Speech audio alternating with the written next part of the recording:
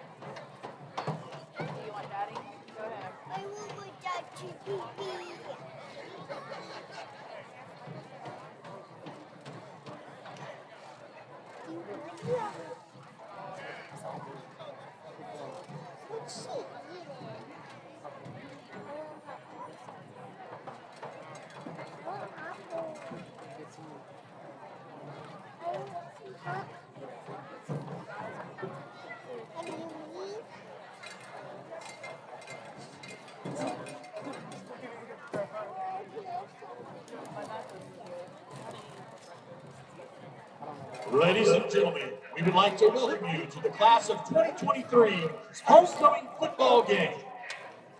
We are pleased to see so many fans here cheering on our jackets. It is this time that we ask that you stand for the national anthem and our national colors presented by the Sheridan JROTC.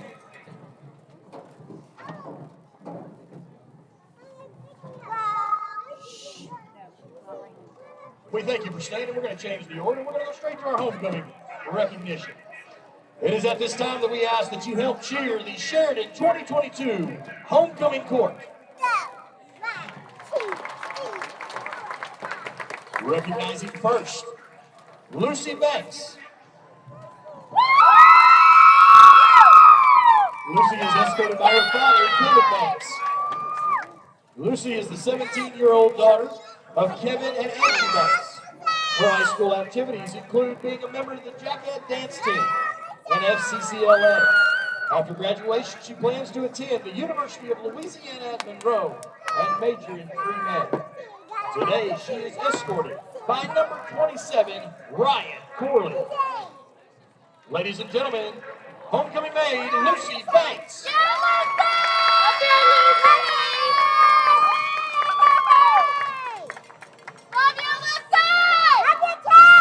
Brooklyn Bradshaw is escorted by her father, Alan Johnson. Brooklyn Bradshaw is the 17-year-old daughter of Alan and Lindsay Johnson and Jason and Brooke Griffin. Her high school activities include being a member of her youth group at Grace Church and a worker at Ginger's Handlebar Grill.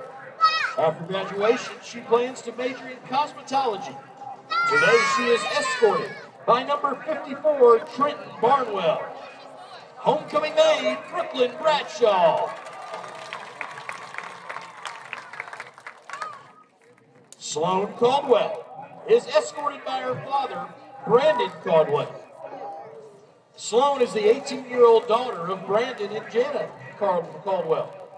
Her high high school activities include being the co-captain of the varsity cheer team and being a coach at Pinnacle Gymnastics. After graduation, she plans to attend Arkansas State University to cheer. Today, she is escorted by number 6, Jared Ashley. Homecoming maid, Sloan Caldwell.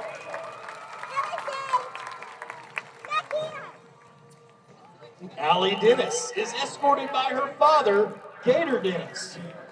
Allie is the 17-year-old daughter of Gator and Amber Dennis. Her high school activities include being the treble and chamber choir president, being a member of 4-H, a worship leader at Jeanette Pentecostal Church, and a waitress at Wright's Ranch House. After graduation, she plans to attend Salon Professional Academy in North Little Rock to get a license in cosmetology. Tonight, Allie is escorted by her father, Gator Davis. Homecoming maid, Allie Dennis.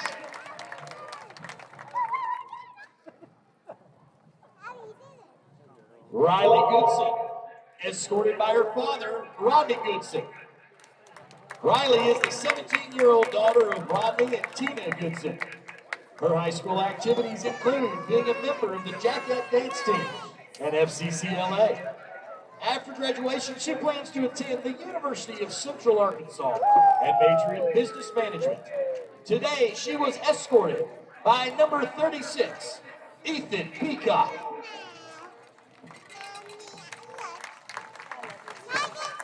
Homecoming maid, Riley Goodson.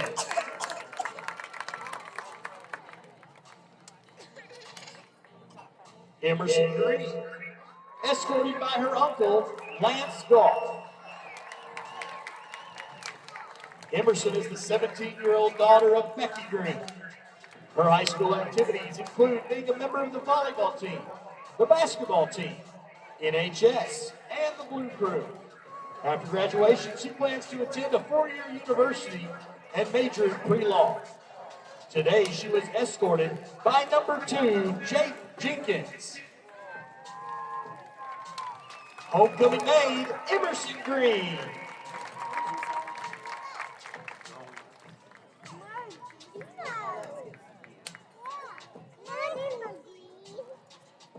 Anna Harris, escorted by her father, Shane Harris.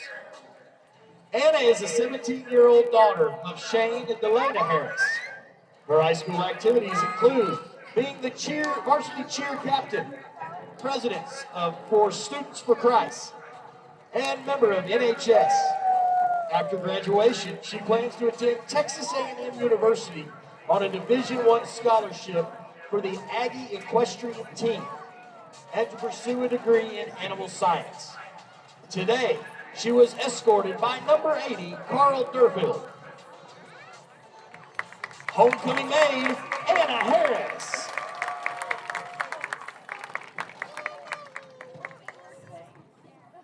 Kennedy Hobson, escorted by her father, Russell Hobson. Kennedy is the 18-year-old daughter of Russell and Rebecca Hobson. Her high school activities include being a member of the FLVC of Sheridan, Ed Rising, Students for Christ, and the YellowJacket soccer team. She is also the FCCLA Vice President of Membership.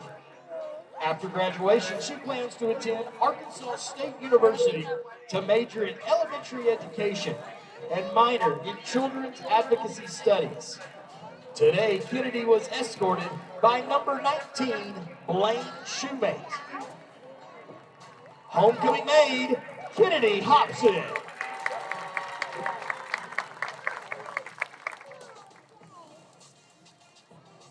Lauren Irons is escorted by her father, Brian Irons. Lauren is the 17-year-old daughter of Brian and Leslie Irons.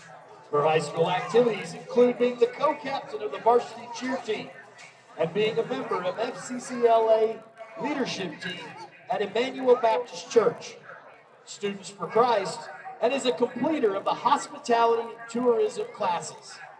After graduation, she plans to attend Arkansas State University. Today, she was escorted by number 78, Kennedy Stockton. Homecoming maid, Lauren Irons.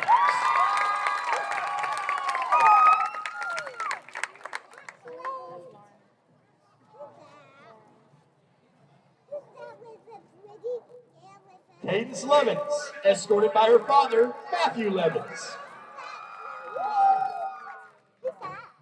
Cadence is the 17-year-old daughter of Matthew and Stacy Levins. Her high school activities include being a member of the cheer team. She is also a completer of the hospitality and tourism program. After graduation, she plans to attend the University of Central Arkansas to get a bachelor's degree in nursing and then continue for a doctorate of nursing practice. Today, she was escorted by number 21, Landon Feimster.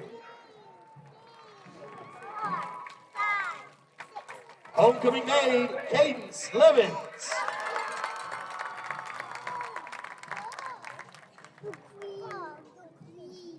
Kaylee McLean is escorted by her grandfather, Charles Tucker, and her father, Chris Johnson.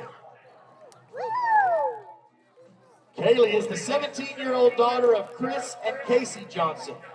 Her high school activities include being a member of the basketball team, the volleyball team, and FCCLA. After graduation, she plans to attend the University of Arkansas. Today, she was escorted by number 1, Wyatt T. Homecoming maid, Kaylee McLean.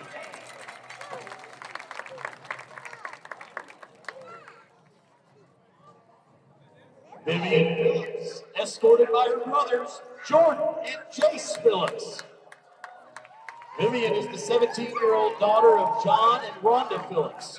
Her high school activities include being a member of the YellowJacket soccer team at FCCLA. After graduation, she plans to attend the University of Central Arkansas and major in health sciences to become a physical therapist. Today, she was escorted by number 31, Alberto Pisame. Homecoming maid, Vivian Phillips.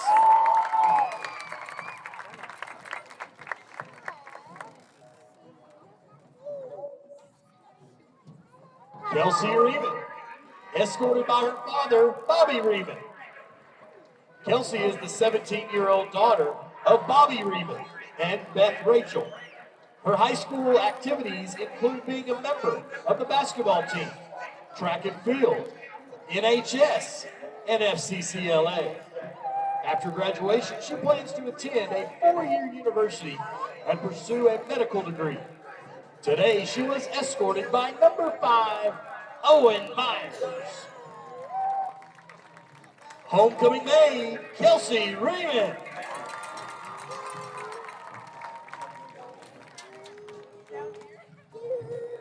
Mallory Rich, escorted by her father, Stephen Rich. Mallory is the 17-year-old daughter of Stephen and Lori Rich. Her high school activities include being a member of the softball team.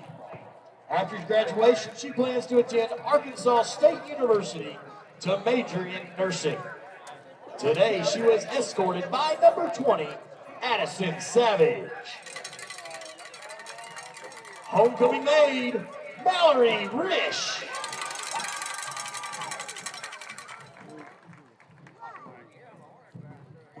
Cameron Rostow, escorted by her father, Jason Rostow. Cameron is the 18-year-old daughter of Jason and Leanne Rostow. Her high school activities include being a member of the Jacket dance team, FBC Sheridan, teacher cadet program, and is a waitress at Wright's Ranch House. After graduation, she plans to attend the University of Arkansas at Monticello to become an elementary teacher. Today, she was escorted by number 53, Hunter Lackey. Homecoming maid, Cameron Rostow.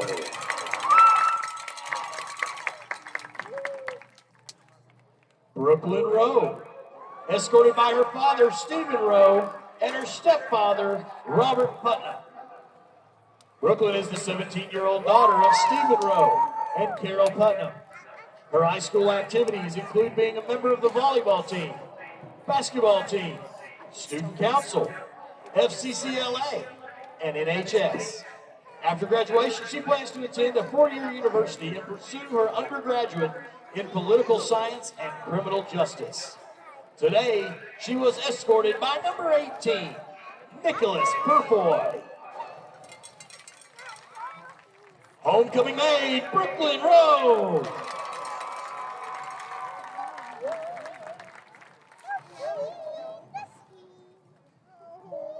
Randy Scarborough is escorted by her father, Matt Scarborough.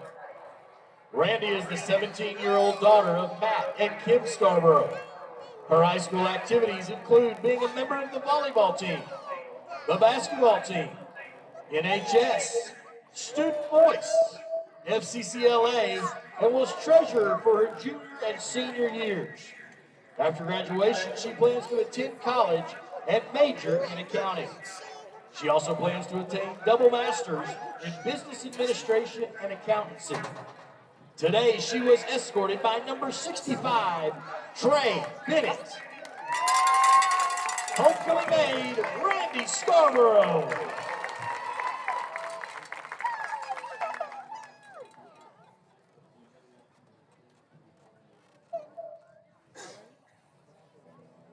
Molly Mae Stutter, escorted by her father, David Stutter. Molly Mae is the 17-year-old daughter of David Studdard and Kelly Studdard and Chuck Sherrier and Ashley Sherrier. Her high school activities include being a member of the FFA and being an FLBC student. After graduation, she plans to attend National Park College and major in criminal justice. Today, she was escorted by number 3, Brady Ingram. Homecoming maid, Molly Mae Stutter.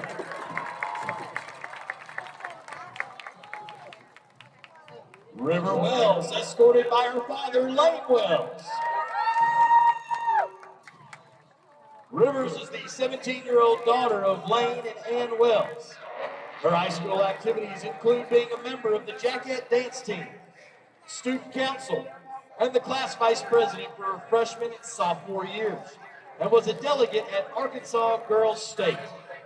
After graduation, she plans to attend University of Arkansas and major in pre-law. Today, she was escorted by number 50, John Holloman. Homecoming maid, Rivers Wells.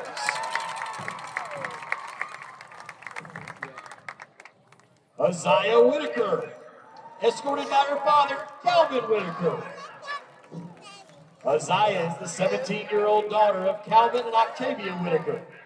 Her high school activities include being a member of the basketball team, HOSA, and FCCLA.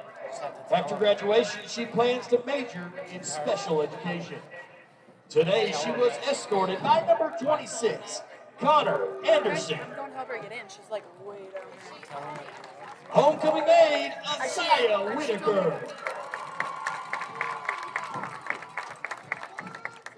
Hillary Williams, escorted by her father, Clay Williams. Hillary is the 17-year-old daughter of Clay and Crystal Williams. Her high school activities include being a member of the Jacket dance team, FCCLA. After graduation, she plans to attend the University of Central Arkansas and major in nursing.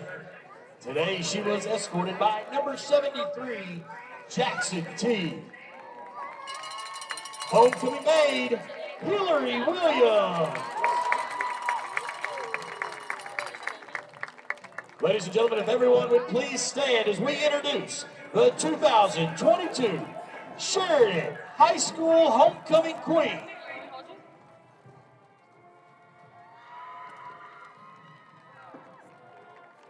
Queen Sophie Allen is escorted by her father, Justin Allen, and her mascots, Ellery Ginty and Hayes Coon. Sophie is the 17-year-old daughter of Justin and Nikki Allen.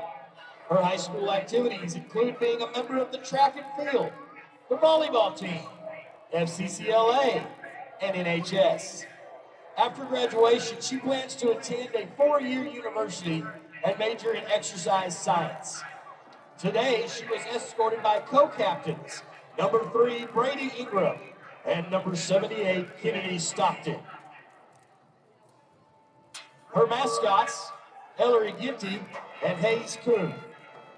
Ellery is the 4-year-old daughter of Steve and Bess Ginty. She attends St. Mary's Episcopal in Memphis. Her favorite color is blue. Her favorite animal is a sea lion, and her favorite speed is fast. When Ellery grows up, she wants to be a doctor. Hayes Coon is the 4-year-old son of Justin and Elise Coon. She attends Keep and Teach and Mother's Day Out. His favorite color is blue. His favorite hobby is eating food. And his favorite movie is Cloudy with a Chance of Meatballs. When Hayes grows up, he wants to be a pilot and a doctor and a fireman and a police officer and a nurse. Ladies and gentlemen, we present to you this year's mascots, Ellery Ginty and Hayes Coon.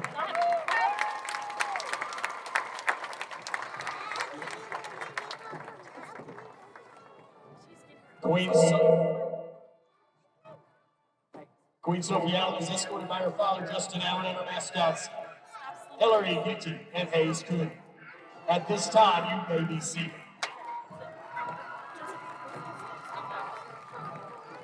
Ladies and gentlemen, we present to you the 2022 Homecoming Court.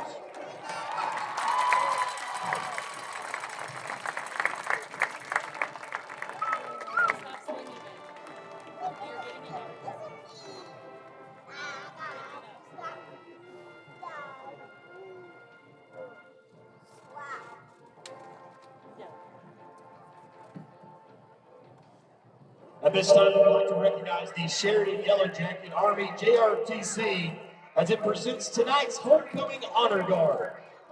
Recognizing Victoria Smith, Vanessa Rios Hernandez, Anthony Bates, Cameron Massey, Katie Reynolds, Nate Johnson, Kylie Parnell, and Savannah McConnell.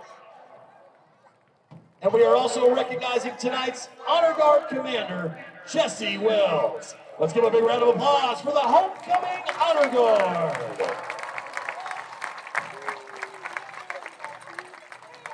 Ladies and gentlemen, if you would please stand and remove your headgear for the presentation of the nation's colors and the playing of the national anthem.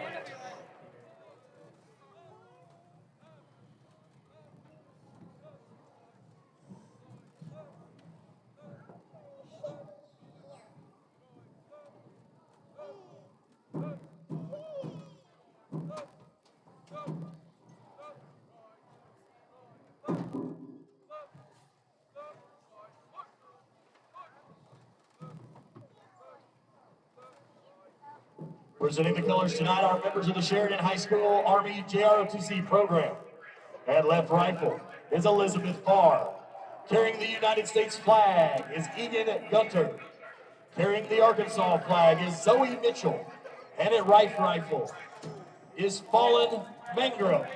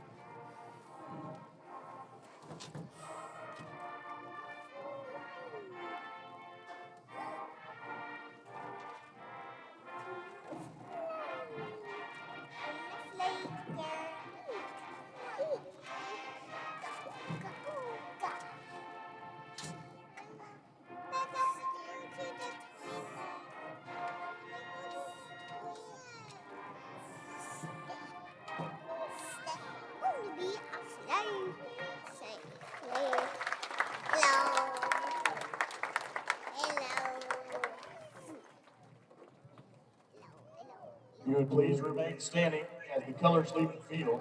We will now be joined by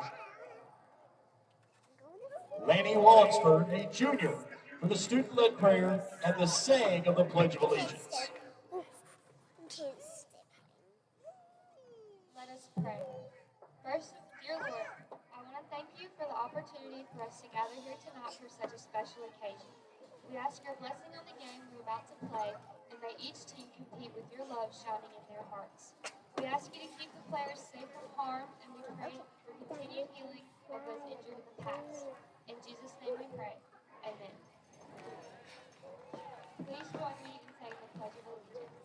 I pledge allegiance to the flag of the United States of America, and to the republic for which it stands, one nation, under God, indivisible, with liberty and justice for all.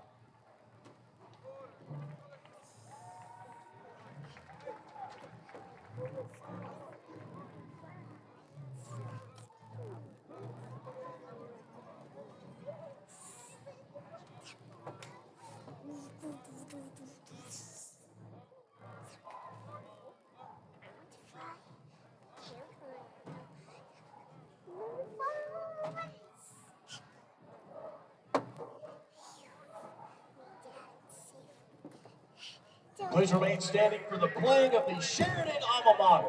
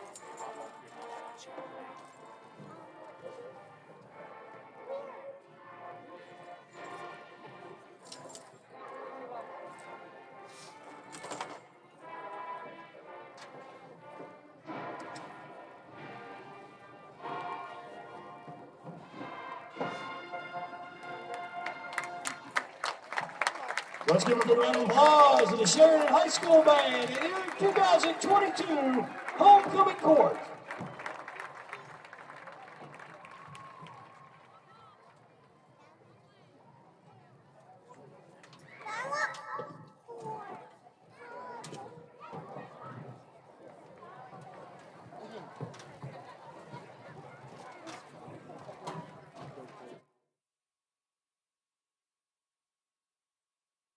Games tonight. As I mentioned, we've got El Dorado is going to give Good sportsmanship is one of the primary purposes of high school and scholastic athletic tonight. I'm programs. pretty sure of that. Our athletes recognize that judgment calls are made in good faith and that they must abide by the decision of the officials. Spectators can support Whitehall will be at home against Bologna. Bologna doesn't have a great record. They're coming in 3-4, identical to Whitehall. Support your athletes in a positive, but you know, all of these area teams are in conferences that are highly contested. 6A Central may be the most contested because we're so congested at the number 4, 5, 6, 7, and 8 positions in the conference. And these next 3 games are going to be critical for about a half dozen of these teams are going to be hanging all of their playoff hopes on what happens in the next 3 games. Members of the senior Sheridan football class. So we got Kennedy Stockton, number 78, and Brady England, number 3, are the captains tonight. They were the homecoming captains, and they are also the captains for the field. And the rest of the seniors are lined up on the sideline as honorary captains as well. And we want to send a shout out to Peyton Sterrett. And you know, we hope for a speedy recovery for Peyton. Peyton suffered a serious break of both bones in his lower leg against El Dorado, broke the tibia and the fibula. And again, we don't normally give injury reports, but Connor Canterbury's mom got permission from the Sterrett family to give an update. So by now, Peyton has had surgery and he'll be on the mend. So we're going to wish him a full and speedy recovery. Sheridan has won the toss and deferred to the second half, so Marion will take the opening kickoff. We're 1:44 away from kickoff. We're going to keep it right here. Yellow Jackets are lined up in the end zone. Captains and the seniors are all running back to meet their team. The Yellow Jacket mascot's holding them back. I think these guys are ready to roll. All right, Sheridan, let's start getting loud. Let your team hear you. Let's make it loud, loud, loud, loud. Let's get it going. Coaching staff looking sharp in the khaki shorts with the Yellow Jacket on the pocket. The homecoming court in the end zone. They're beautiful dresses. Their dad's standing behind them. And here come the Yellow Jackets. Now, we've got the booth window shut, but that's not going to make much difference tonight. The noise level is probably the highest I have heard, even including the Whitehall game. It is an absolute packed house, and we've talked about standing room only. This is pretty much standing room only. Now, on the other side of the field, I will say Marion does not travel well. No, that's a long way from the Delta to here. I-40 is a terrible route. But you know, when we went to Marion, we probably had about 3 times that many fans in the stand. Without question. And they reciprocate with about a third of what we took up there. And I even showed up late because I came here for the game and it wasn't here. You Marion folks need to come on down here anytime that you're playing Sheridan on Sheridan's field, because we want you to spend some money on hot dogs and hamburgers at the concession stand. I just realized, I probably knew it in high school or college, didn't know it until just recently, but I'm going to give a shout out to one of my former fraternity brothers, Brett Phipps, who played at Marion, and I think he's forming a Facebook page for former Marion players. But hey, Brett, I hope you're not here, and hope if you are, that y'all lose. No offense. Anyway, here we go. Yellow Jackets lining up. Marion is lining up. Carl Durfield will be doing the kickoff duties. Carl from Germany. He was cruising today in the homecoming parade with a skipper's cap on, the captain's cap. Sheridan will be in all blue tonight. Marion is in all white with red numerals. And Sheridan will be kicking off north to south. Here's the kick. Pretty good boot. Taken at the 24, up to the 25, across the 30, the 35. He's going to be slowed down at the 42, still stays on his feet, and probably finally dropped down at the 42-yard line by a swarm of Yellow Jackets. That was a big return of about 22 yards. Braxton Fox wasn't the first guy there, but he was definitely one to help finish it off. And the 35 trip rep was also there. Put the name to that called the pass.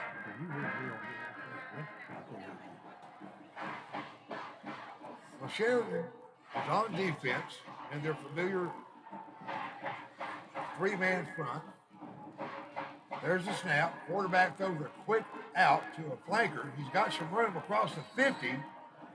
He's finally going to be corralled down at the Sheridan. Well, he says he stepped out of bounds. I see a referee marking him back at the 45. Isaiah Owens dragged him down right out of bounds. He was driven out of bounds by number 4, C.J. Dollarhide. But Isaiah did the finishing duties. Marion's moving the ball pretty easily on this first drive. Sitting at 1st and 10 on the 45-yard line. 2 wideouts to the right, 1 to the left, single setback with the quarterback. Quarterback looks, he rolls to his right, looks, he's going to pull it down and run with it.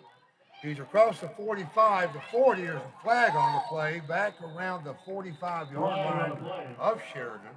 That's usually in the area of a hold penalty. Owen Myers, number 5, was the one that pushed him out of bounds there.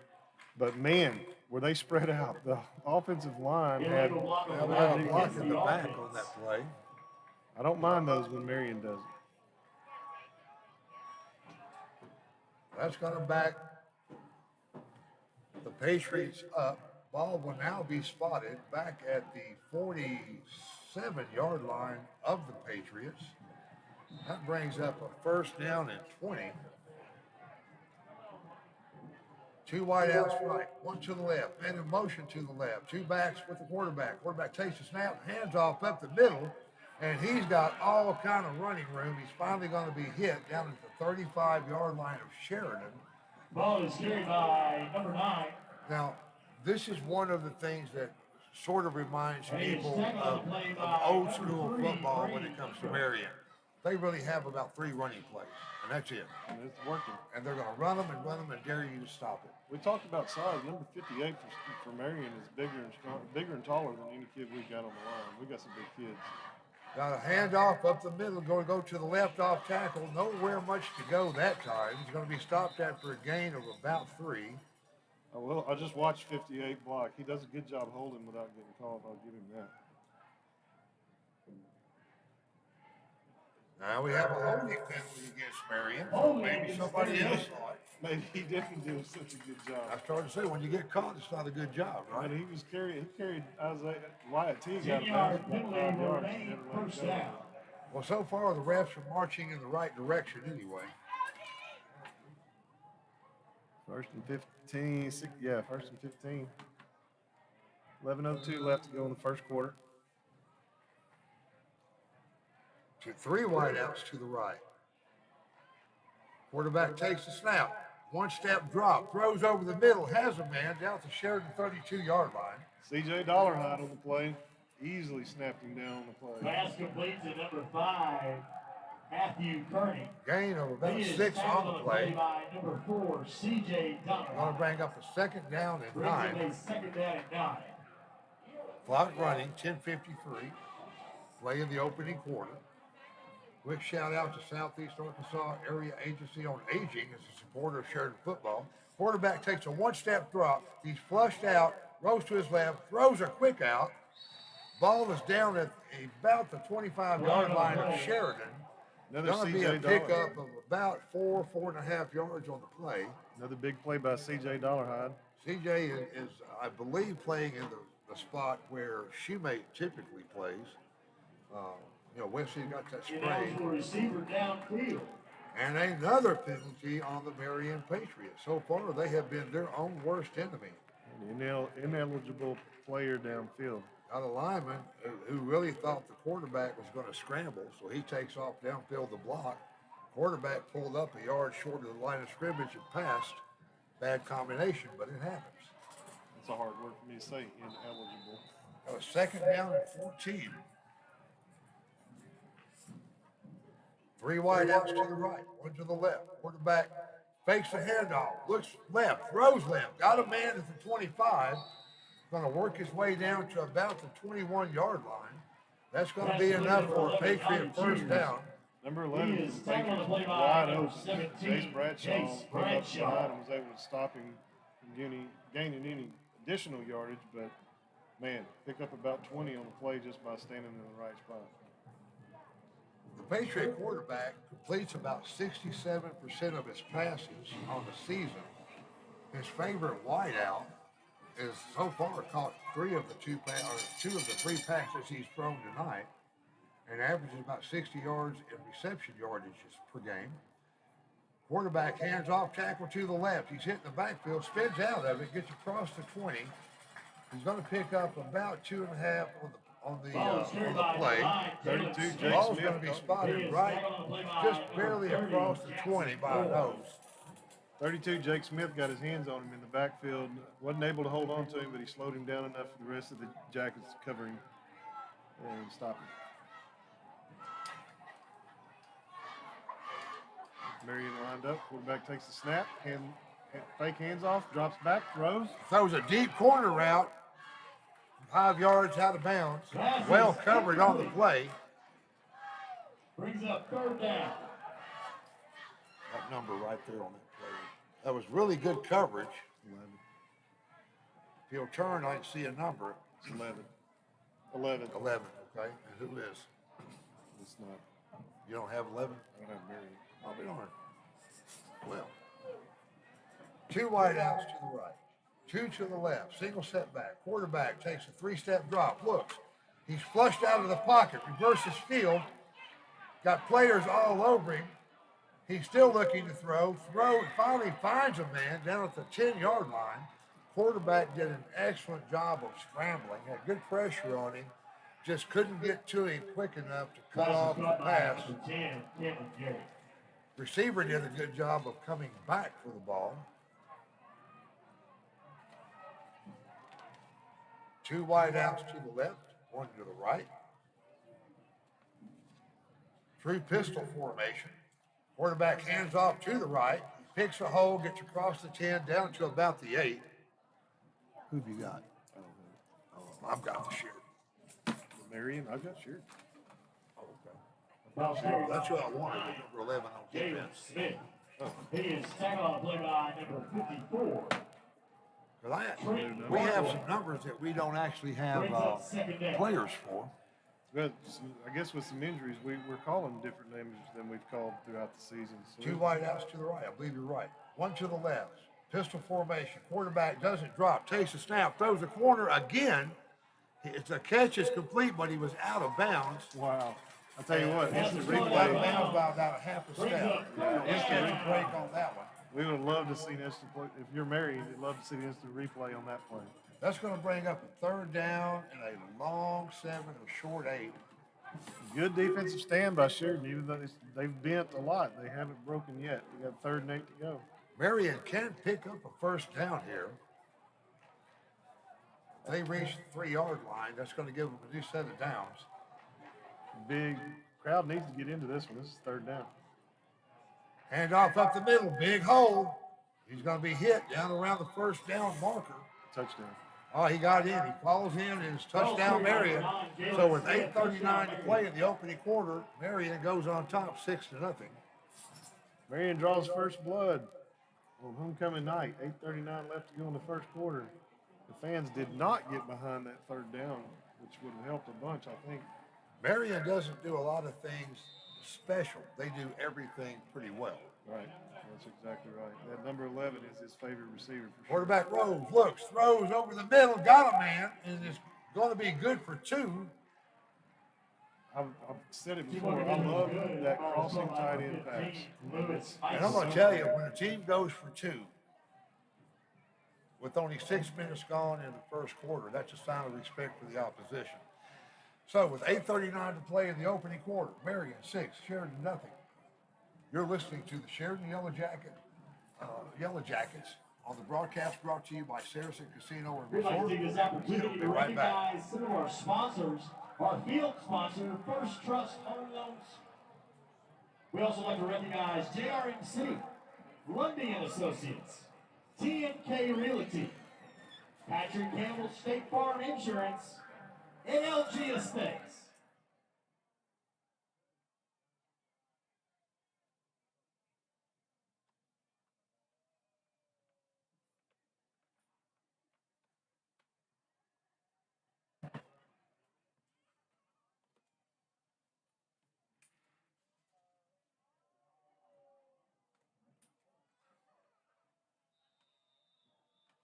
So Marion did exactly what we sort of expected on the opening drive.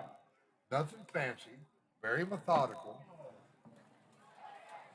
Kickoff goes fairly deep, taken by Bourne. Bourne slips a tackle across the 30. Gets finally driven out around the 33-yard line. The flag on the play, could not see what it was about. It could have been a block in the back. It could have been Out of bounds. a hit out of He bounds. was returned by number 30, Jackson Bourne. Bourne has done a really good job of returns this year. He's really showed his value. he thinks about what he's going to do. He lets it go when it needs to go. He catches it when it needs to be caught. Makes very good decisions. Sideline warning to Sheridan. Sideline warning for Sheridan.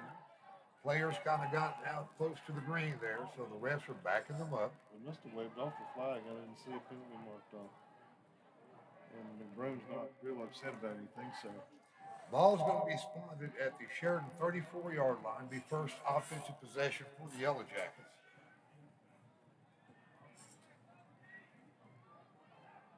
And it looks like Jared Ashley is in at quarterback. Hands the ball off to Dollarhide. Dollarhide is off to the races across midfield. A beautiful off-tackle play to the right. I love the decision making by Dollarhide where he runs it out of bounds right at about the 44-yard line rather than take a hit that is unnecessary, especially at this point in the season. He is forced out of bounds at the 47-yard line. That's a pickup. To the play is a Sheridan That YellowJacket. is a Central Maloney YellowJacket first down. And it looked like it's right at about a 19-yard gain on the first carry. Hands off to Dollarhide again. No place to go. He had some room to the left, but he tried to slide to his right, and he had some people waiting on him. Taken down for about a 1-yard loss. Jared's handed it off, but he was looking over his shoulder to see how it went. He didn't sell the fake quite as well as he should have. With Shoemate still nursing a bad ankle, it looks like CJ, we lost. No, you turned it up about. I didn't move it on yours. It jumped. Blew yours out. Yes. We're having a little bit of sound trouble with the board. Most of it has to do with the lost signal. We'll hang in there with us, folks. Hang with us. He is I can't hear you at all. I'm not hearing myself now. There I am. There I am. Taylor Rucker. Oh. That's you. Yeah. Okay. It's All right. still a little bit loud. We got a third down and about 7. Right there. Okay, yes. Fumble Snap snap, goes Jared. over his head. CJ tries to cover. It's going to be picked up by lineman number 50. John Holloman picks it up. Actually That takes ball it 2 is steps. all the way back. It's going to be a loss of about 15 on the play. Lyman's dream to get his hands on the ball, and he took a couple of steps. Boy, that's a way to kill a good drive. Sure is. Now it's 4th down and 15. That's not something you see very often between Kennedy and Ashley. So Jarrett's back to punt. Ball spotted at the 43-yard line of Sheridan. Marion will get another opportunity. Nice punt. Ball's taken at the 29-yard line. He brings it straight up the middle where he's going to be hit right at the 35, falls forward to about the 37. Returned by number 9. Isaiah Owens took him down, and I think it was Bourne that smacked him pretty good while he's still on his feet. Good play by Isaiah.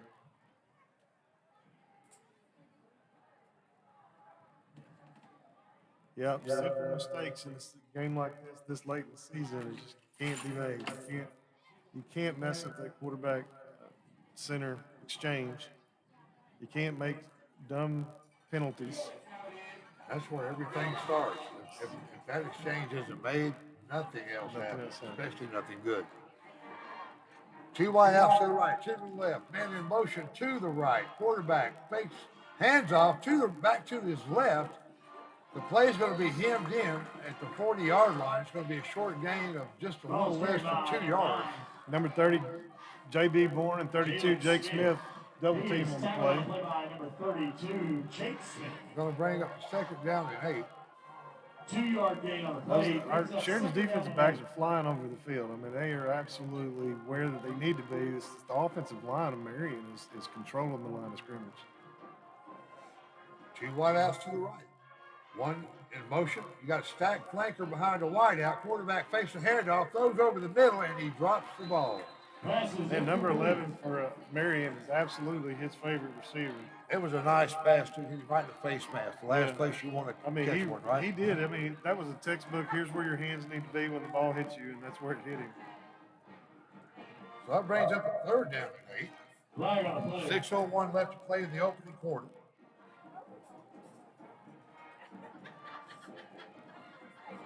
Quick shout out to Sissy's Log Cabin, a supporter of Sheridan YellowJacket football. And I'm not sure if that ref wants to step off some yardage or if he's just threatening to.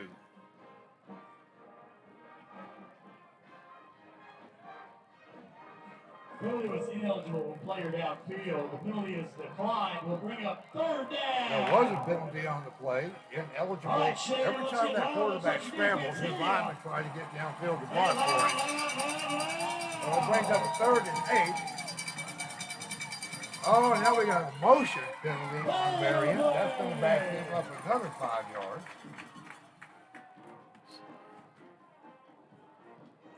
Number 11, Donnie Cheers. Ball start on the offense. I think I'm reading that right. I'm going to say hello and thank you to Orchard Master and State Farm Insurance, supporters of Sheridan YellowJacket.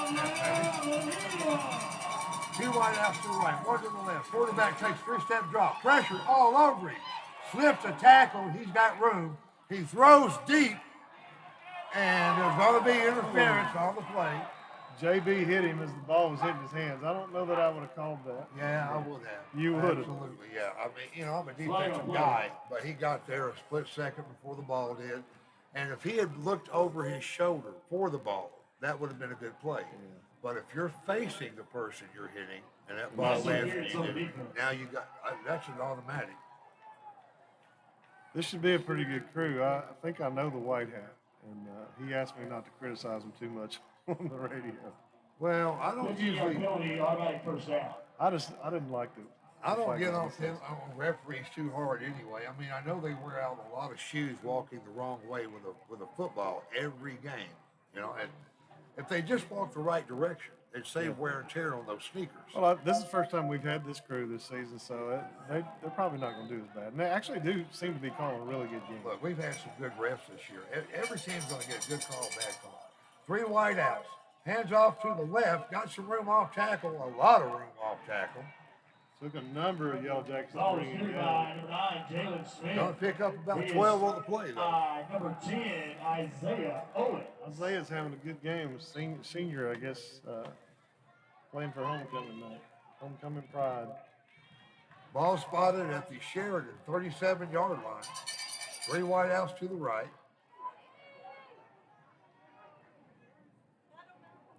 Quarterback takes a 1-step drop, looks, throws over the middle, and it's almost intercepted. A little bit of extracurricular. We were real close to catching another yellow flag right there. We sure were. Landon pushed him after the ball had gone past, and the refs didn't see it. Now, you got to let that kind of stuff go, man, because it's going to cost you a lot more than it ever helps you.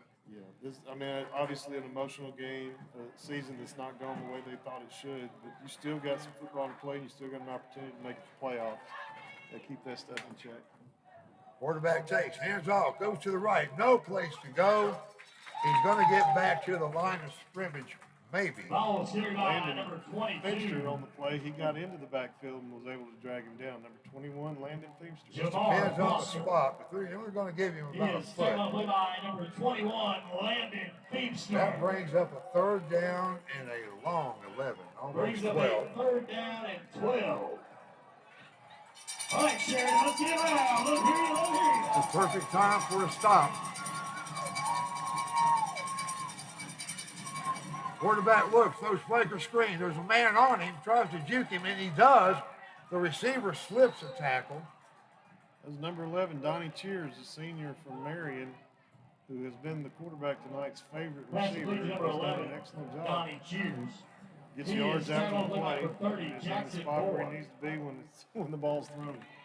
That's going to bring up a 3rd down and 1. Short of the first down, it brings up 4th down. 4th down and 1. Ball spotted at the 28-yard line of Sheridan. Boy, this is the perfect time for a big stop. 3:53 left to go in the first quarter. We got 8 men in the box. There's a snap. Quarterback hands off to the right. He's going to get the edge. He's going to pick up a first. Slips 2 arm tackles, still on his feet. Goodness. And finally gets tripped. Jaden Jenkins got his hand on him first, but man, it was like 2 more guys that touched him after that. It was number 9, Marion Smith, the junior. Jalen Smith. That ball is going to be down inside the 15s. Those are the balls at the 14-yard line of Sheridan. A fresh set of downs. There is a flag. I'm waiting to see a call. Holding on the offense. Ah, that's going to bring it all back. That's my least favorite penalty against Sheridan. My most favorite penalty against the Absolutely, opposing I'll team. take them every time. That's right. So, folks, there's one of your tiebreakers. Number one. Well, we've also mentioned, referees out walking a pair of shoes, so. But they are going the right way, at least for the most part. Now we have a 4th down and 11. That changes the complexion of things. The announcer doing his best to rev up the crowd. 4th and 11. Quarterback's changing the play at the line of scrimmage. 2 wide outside, 2 left. Quarterback takes a 3-step drop. Looks, gets pressure, throws a bomb down to the end zone, and it's going to be broken up. He threw that to number 11 again. Sheridan will take over 1st and 10. There was no doubt that QB was looking at number 11 that whole play. That was about a 45-yard pass right in the back of the end zone, and another one that hit him right in the hands. Outstanding defensive stand by Sheridan. They had 3 defensive players, three cornerbacks on top of him. I really sort of hate to say this, but we were lucky. Oh, there's no we question. were really lucky. That ball. I thought he caught it. Hit him right. Yeah, I did too. Hit him right in the hand. Ball is placed on the 43-yard line. We Sheridan football 1st and 10. Definitely got the arm. That's not the 43. That's actually the 38. And there was no place for the running back to go there. It's going to be a loss on the play of about 4. Ball is carried by number 4, CJ was drilled. He took the snap, got to the line of scrimmage, and there was a rocket that came out of the backfield on the white side. Shout out to another Sheridan supporter, Congressman Bruce Westerman, and Stan and I are both waiting for our autographed photographs. Love it.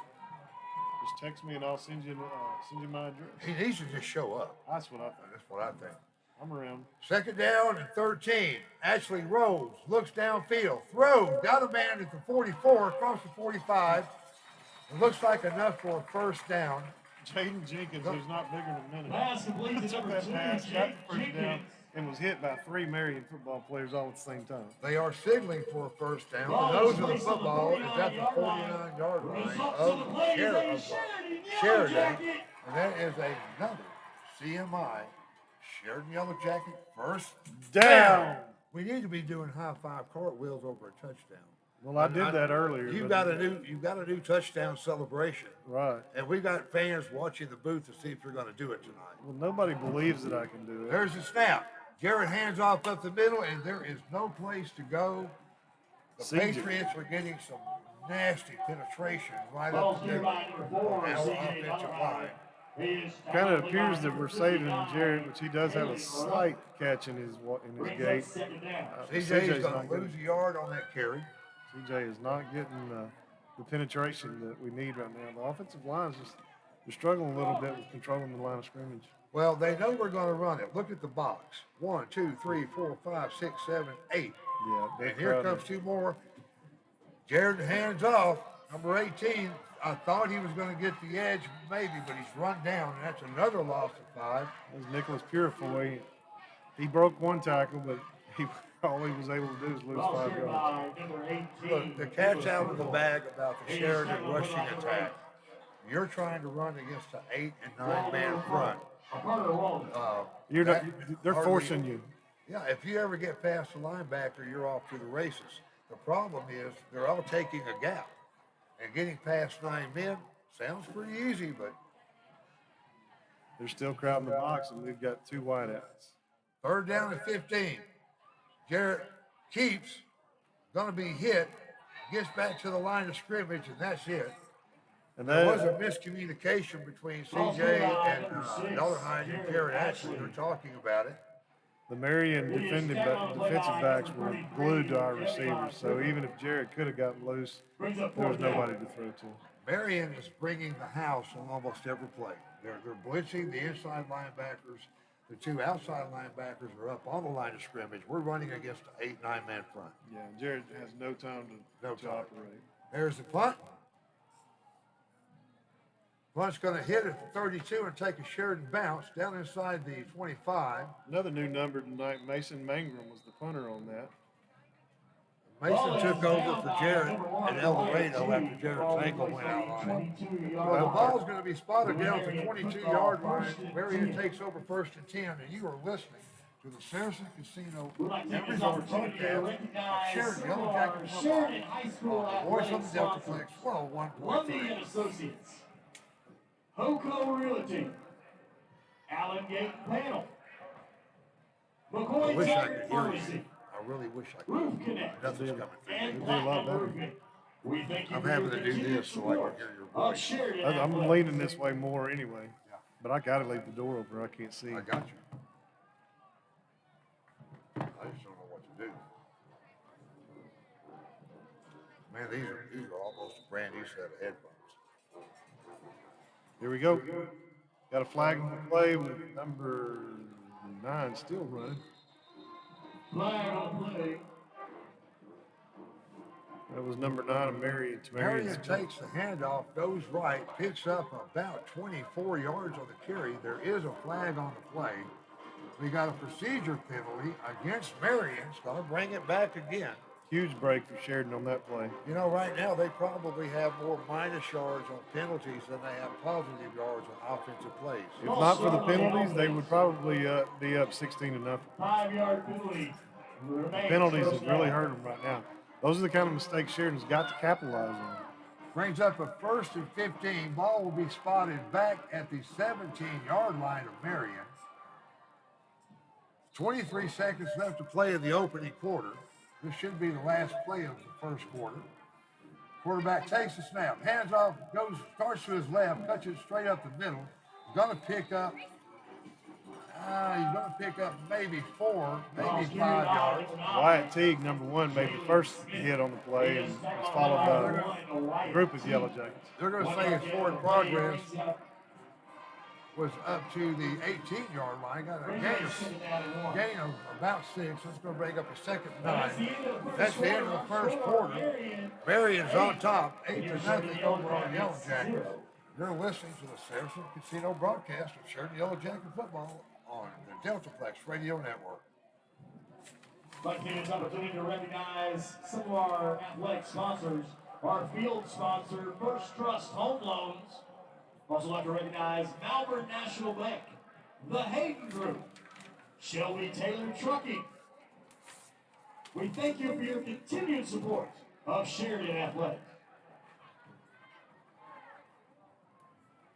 We also would like to take this opportunity to recognize the class of 1970 who is back on campus for a reunion.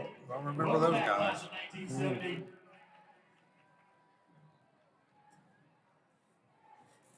Referees are directing teams to the opposite end of the field as we are about to start the second quarter. Marion is on top 8-0, and frankly, it feels like they should be on top by about 3 scores right now. It really does. They've moved the ball very well tonight. They've executed. They got a buzz on number 9 and 11. The receiver, if he could have gotten his hands on 2 like Saturday type receptions, this game would be way out of hand already. Man in motion to the right. Goes back to his left. There's the snap. Hands off up the middle. The hole was clogged. He bounces it outside. He's going to have a big gain up to about the 37, 38-yard line of Sheridan. You know, That's going to be an easy first down. Number 9 and number 11, really, that's if you focus on those 2 guys, you shut down their offense. They're going to have to find another thing to do. But Well, right so now, far they've run 3 plays. and they're going to number 9. They're number throwing, 11. yeah. Well, 4. They're running a deep post pattern. They run off tackle to the left and the right, and they throw a flanker screen. And there's a handoff up the middle again, and he's across the 40 up near the 45-yard line. Going to be a gain of about 6 on the play. Jake Smith hit him hard, took him down, 5-yard gain. Number 9. 11 draws him away with the receiving route. Number 9, he's going to go off the field this time for a minute, which is good. Maybe he got hit a little hard. 3 wide outs to the left, 1 to the right. Single setback with the quarterback. Takes the snap, takes a 1-step drop, looks downfield, is going to scramble again, getting pressure, throws it, and it was within a hair of being kicked off. Wyatt Teague hit him hard. Welcome to Sheridan, quarterback. Wyatt Teague says hello. That's right. Brings up a 3rd down and about 5. A long 5. A lot of new graphics on the scoreboard tonight. Charlie Kinzer's AV team's doing an outstanding job filming the game. Just a big shout out to Coach Kinzer. He was recognized as one of the top educators in the district this past week. 2 wide outs to the right, 1 to the left. A true pistol formation for Marion. There's the snap. Quarterback hands off to the right. Same play again. Runs into his own man, but he still manages to pick up the 1st down. Ball's going to be in Sheridan territory, down around the 48-yard line. 22. Between the 47 and 48. 22, Jamar Foster's junior. He ain't bigger than a minute. He is tackled on play by number 14. He looks like he's about 5'2". Quick shout out to McCoy Tiger Pharmacy, great supporters of Sheridan Athletics. There's the snap. Quarterback takes a 1-step drop, throws a sideline route, got a man. This kid's got an arm. Everything he throws is on a rope or a perfect arc. He's got great touch. He sure does. I was so impressed with the pass that I forgot who tackled him. I think it was number 2, Jaden Jenkins. We've been able to put a little pressure on him. We just can't quite get to him. We've had a hand on him a couple of times, but this kid can run. He's got wheels. I mean, I got to say this again about number 22. He's so short that he had to reach up for the fake handoff. 1-step drop, throws it across the middle, shakes off 2 tacklers, finally brought down by number 1 down at the 25-yard line. Wyatt Teague, number 1, finished him off. Wyatt has been busy the last 2 or 3 weeks. He's really picked it up a notch. I just love calling these guys names. You hear it week after week after week. They're doing their jobs. 2 wide outs to the right, to the left. Bend in motion. Quarterback hands off to the left. Got a nice hole. Going to pick up probably about 7 yards on the carry. Will depend on the spot. He hit the ground and bounced another yard. Number 22, Jamar Foster. I don't know that the ref will give it to him.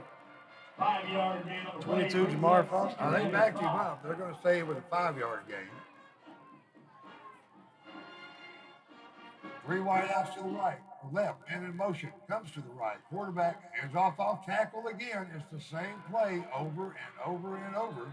Tell you what, that 22 reminds me of some of the smaller running backs Arkansas's had in the past that looks like they couldn't stand the beating, but they just slip and slide and get through these bigger offensive lines. Who was the kid that played with McFadden? Felix Jones. That's who he reminds me Very of. much so. All right. Ball's going to be spotted down right at the 10-yard line. Very much a finesse runner. We got number 9 back in. 3 wide outs to the left, 1 to the right. Hand off again, same play. Across the 5, and he may actually be in the end zone unless he got ran out. They're going to say he stepped out just short of the 5-yard line. He's just got a real subtle move. Right when they're there, he just barely moves to the left. It's just enough to throw the defender off balance. It's very subtle, but it's very quick. It's going to bring up a 2nd down and 5. Ball spotted just outside the 5. They can't pick up a 1st down. Quarterback hands off, same play again, and he's into the end zone. He had a clear shot for those 5-6 yards and then a little bit of resistance right at the goal line, but otherwise he just walked in. So Marion takes a 14-0 lead with 9:24 left to play in the 2nd quarter. And they're going for 2. And they're going for it. They're getting back up on the ball quick. And a lot of this may have to do with tiebreaker as far as scoring goes, because that's another tiebreaker for playoffs. Yeah. Now, Marion is in the playoffs, but the seeding is what they're looking for. Quarterback fakes the pass, pulls it down, keeps it himself, and walks into the end zone for 2. He thought he had it at the goal line, was hit, rolled off, and then stepped in anyway. For 2 consecutive 2-point conversions. Marion is good on both of them. 9:24 left in the 2nd. Marion on top 16-0. You're listening to the Saracen Casino and Resort broadcast of Sheridan YellowJacket football on the Deltaplex Radio Network.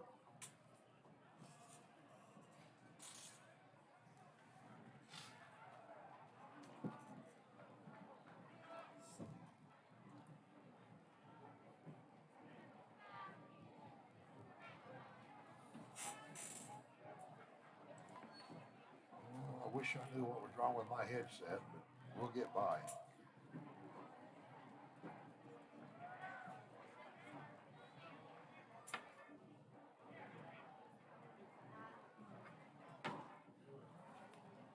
I just got it back.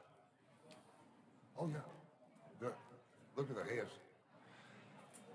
Sheridan's back on the field ready to take the kickoff after the second touchdown by Marion and the subsequent 2-point conversion.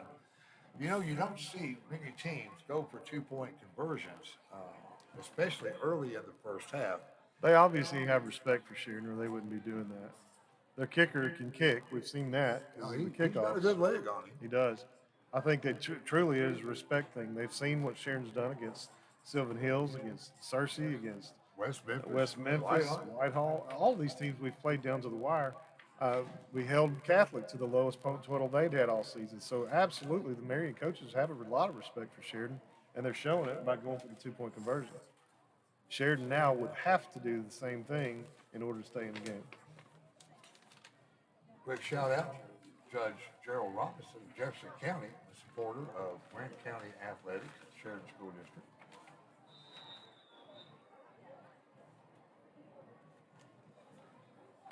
Both teams lined up for the kickoff. There's the kick. Pretty good kick, going to carry all the way down to about the 16-yard line. Bourne picks it up, slips a tackle, still on his feet. Still across going. the 30, and he may be off to he's up to about the 42 before he's finally hit. What looked like an almost busted play, JB turns it into about a 30-yard return. It didn't look like there was any kind of a hole. No chance at all. He made something out. I'll tell you what, he's the return guy of the year for me. JB Bourne, the Bourne identity. The Bourne ultimatum. Bourne. Sheridan coming off the sideline after a quick brief huddle with Coach McBroom. Jared Ashley QB with CJ Dollarhide in the backfield. Number 17 wide to the right. I don't know if I have the right program in front of me. I can tell you what it is. 2 wide outs to the left, 1 to the right. Jace Bradshaw. Quick pitch to the left. Dollarhide had the edge, but he slowed down to try to cut it up, and he ran into about half the team of the Marion Patriots. He is first met by number 23, Jared Davis. CJ's fast. No gain on the play. A little more confidence. If he'd have just kept it to the perimeter, he would have got the edge on that. I think he's trying to make something out of nothing rather than just taking what's available. Well, no gain on the play. He's going to bring up a 2nd and 10. Hard runner, though. Very hard runner. 2 wide outs to the right, 1 to the left. Fakes the handoff to CJ. Pressure on Ashley. He's got a little hitch in that step with that bad ankle, but he's still going to pick up 9 on the carry. Almost a first down. Going to bring up 3rd and short. We talked about former Razorbacks. Jared reminds you of Matt. Matt was Matt's name, the quarterback that could look like he took 3 yards every stride he took. I mean, he flies down the field when he's got some green in front of him. Going to bring up a 3rd and 1.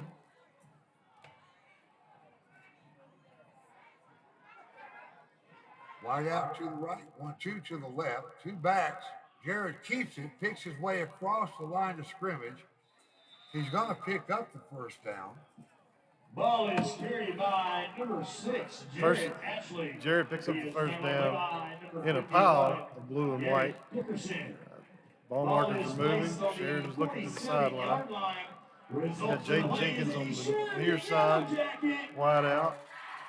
You got CJ Dollarhide in the backfield, Jared at quarterback, and I just went blank. I got you. I'm back in. Jared takes him to the ground, snaps, hands up, fakes to Dollarhide, passes, fingertip miss by, I'm going to Pass is incomplete. Pass. I got you. You blasted me again. I don't know what's going on with the volume here, but we're going to get it straightened out in just a second. Look, I'm gone again. I'm completely gone. I'm dead. Hang on a minute. We are looking to see where they're going to spot the ball. The ball's going to be spotted at the 47-yard line of Sheridan. Second down. Jarrett looks, throws, got a man in the flat. He's got the edge to the 30, down to about the 30, 26, 23-yard line. 19. That was C.J. Dollarhide. He picked up a great run on that play. Now they're going to actually give him, it looked like he stepped out up around the 25. Now they're saying he made it all the way down to the 23. Ball is placed on the 29-yard line. Results of play is a Sheridan YellowJacket. Oh, headset issues tonight, folks. Handoff. Jarrett Chiefs tries to get off tackle. Breaks out of one tackle. Gets down to right at the 20-yard line. Ball carried by number 6, Jarrett Ashley. He is tackled on the play by number 47, Jeremiah Nichols.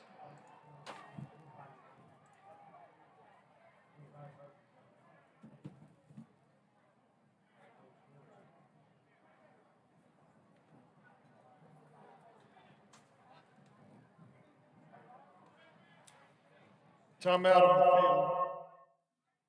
The rest consultant Coach McBroom on the sideline. We work on our radio.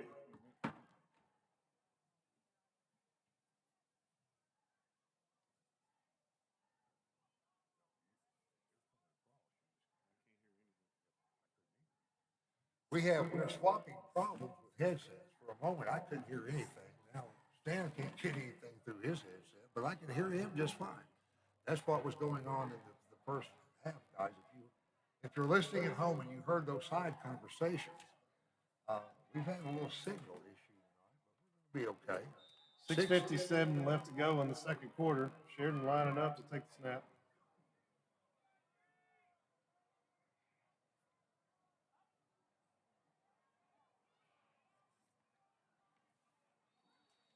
Jarrett pitches to number 28.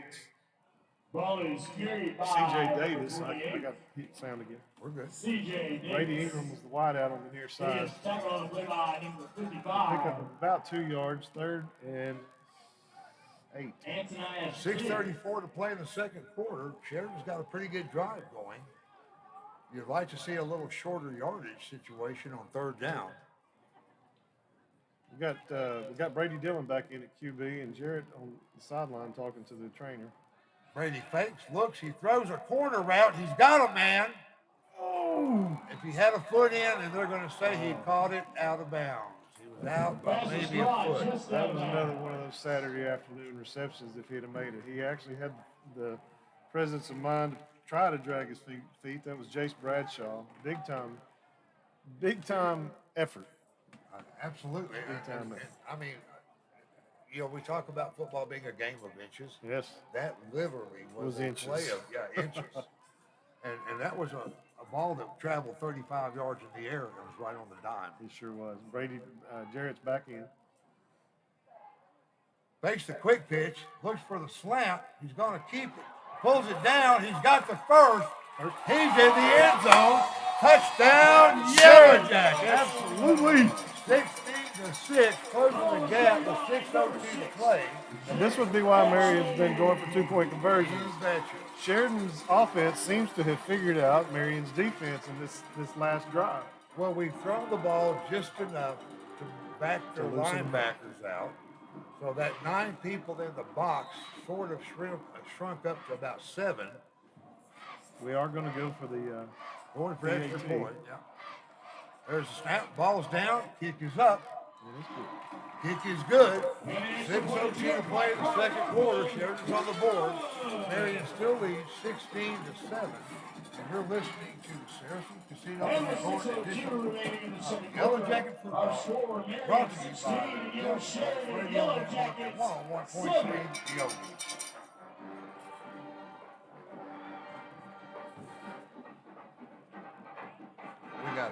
We got a bad jack here. So I had to, there's 6 different jacks.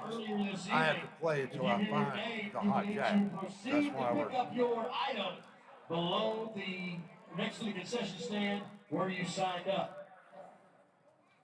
AJ Hendricks. Jennifer Reed, Clark Smerton, Libby Benton, Riley Knapp, Gracie Norris, Samuel Shaw, Span, Callie Camp, Well, Donnie Cheers has been a massive weapon for Marion tonight. Angel We're going to have Gilbert, to figure out a way to Danae slow this West, character down. Beth Jalen Smith, Vaquero, junior running back from Maryland, who averages about 107 yards per game, Scott is probably Tynes, on track to do that, maybe a little bit more tonight. This kid's elusive. He's got a good burst. He's got good vision.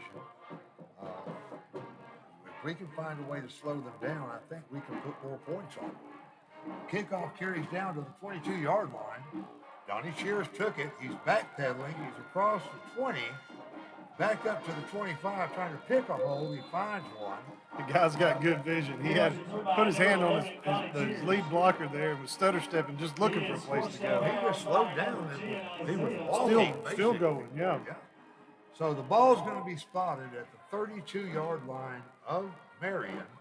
5:52 left to play in the opening half. If Sheridan can get a stop here, they can really go a long way to getting back that motivation, that drive. And we saw some heads hanging down here when it was 16-0. That score brought the crowd back into the game somewhat.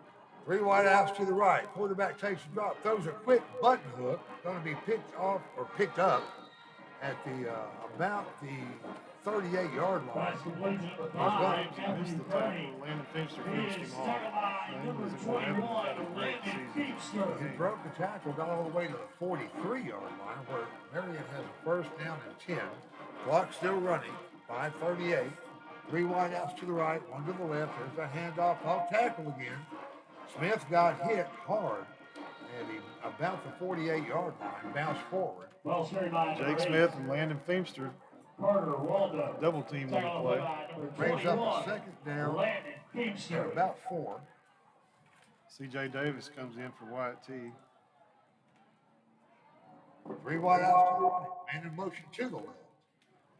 Quarterback takes it, hands off to the right side, same play. Cross midfield, slips a tackle, still on his feet driving, with YellowJackets hanging all over him. He's not a very big back, but he carried some people that time. Jalen Smith. Yeah, we're missing tackles. I mean, these guys are making us miss. It's not a lack of discipline on our part, but we're getting the first couple of hits that they're getting through every time. It's the third hit, second, third, fourth hit that they're finally going down Well, on. there's a reason Marion's 5-2. They've got great skill position. Yes, they do. All right, the ball's going to be spotted at the Sheridan 44-yard line. Clock's ticking. 4:47 to play in the second quarter. 2 wideouts to the left, 1 to the right. Same play, off tackle. He's got a huge hole. He slowed down at the 33, drives forward. Finally going to be dropped down about the 26-yard line of Sheridan. 22 was just about horse carted on the 30. He kept running, broke loose, and I think Wyatt T's the one who brought him down. This kid isn't as big as popcorn. He's look not. at him. He's 5'0". He's just a little bullet, man. He's just a bowling ball. He's just rolling. All right. Fakes on the handoff, finds a man on the button hook again. He's inside the 10, all the way down to about the 5-yard line. And right now, Marion is making it look easy. Donnie Cheers, number 11, his favorite receiver. He jumps up, catches it at the top of his vertical jump, picks up another 10. Now, Cheers actually only averages about 44 yards in reception yards a gonna game. blow that out He tonight. blew it out tonight. He's having a career night. Hand off to the right side. Same play. Ball pops up. It looks like they're going to get back on it, back around the 11, maybe 12-yard line. We had a shot at it. Well, that ball was up in the air when they hit. That ball had to go 15 feet. It did. It did. I don't know who caused the fumble, but I would guess Landon Feimster based on a couple of weeks ago against Catholic, but I don't know. we have to give him, whoever it was, he gets an attaboy coming. That was a shot. That Man. ball went up at least 15 feet in the air. It's a great presence of mind of Marion to be able to get on that ball that quickly. Second down and goal to go. Clock running, 3:35 to play in the second quarter. 3 wideouts to the left, 1 to the right. Same play. Oh, he fakes the handoff up the middle, throws one over the top. Let it come. Brings it down. He's hit, fumbled, the ball's still rolling, and I'm looking, they're going to call that an incomplete pass. And Jaden was just about off to the races with nothing but green. He snagged it. I think he rolled off the Marion player and was on his feet. But yeah, to your point, I think they're calling it an incomplete pass. But wow, what a play that would have been. They called it dead, so the ball's still going to be spotted down around the 11-yard line of Sheridan. Marion driving. I just got to say again, Jaden snagged that ball with one hand, rolled off the back of that defender, and was All right, off let's at the get ground. loud. It's third It brings up a down. 3rd down and goal from the 11. Throws a little swing pass to the right. He's got the edge. He gets brought down right on the 2-yard line Pass by complete to number Brady 11. Ingram. Donnie Cheers is forced out of bounds by number 3, Brady Wesley Ingram. Shoemaker? Brings up Wesley 4th and swings back goal. Is he? That's what it looks like. I can't see. All right, Sheridan, make as loud as you will. All right, let's hear it. Make it loud. That's going to bring up a 4th down. Ball spotted at about the 2.5-yard line. Can't keep a good man down. This would be a massive stop. Sheridan can. Handoff up the middle. He bounces, and they're going to say he's in. Another walk in the park. Number 9. That Ball was straight by number Marion 30, Smith. Greg. We hear Touchdown, Marion Marion. Smith, number 11. In Hooten's, he's listed as Jalen, but it's Tamarius Jalen Smith. And actually, they say he's a sophomore. Yeah. Well, yeah. So we're going to have to look at this kid for 2 more years. He's tough enough now. So with 2:56 to play in the second quarter, Marion moves on top, 22-7. And they missed the 2-point conversion on this one. So it remains 22-7. Titans the bridge a little bit. You're listening to the Saracen Casino and Resort broadcast of the YellowJacket football on the Deltaplex Radio Network. Man, I gotta get on these.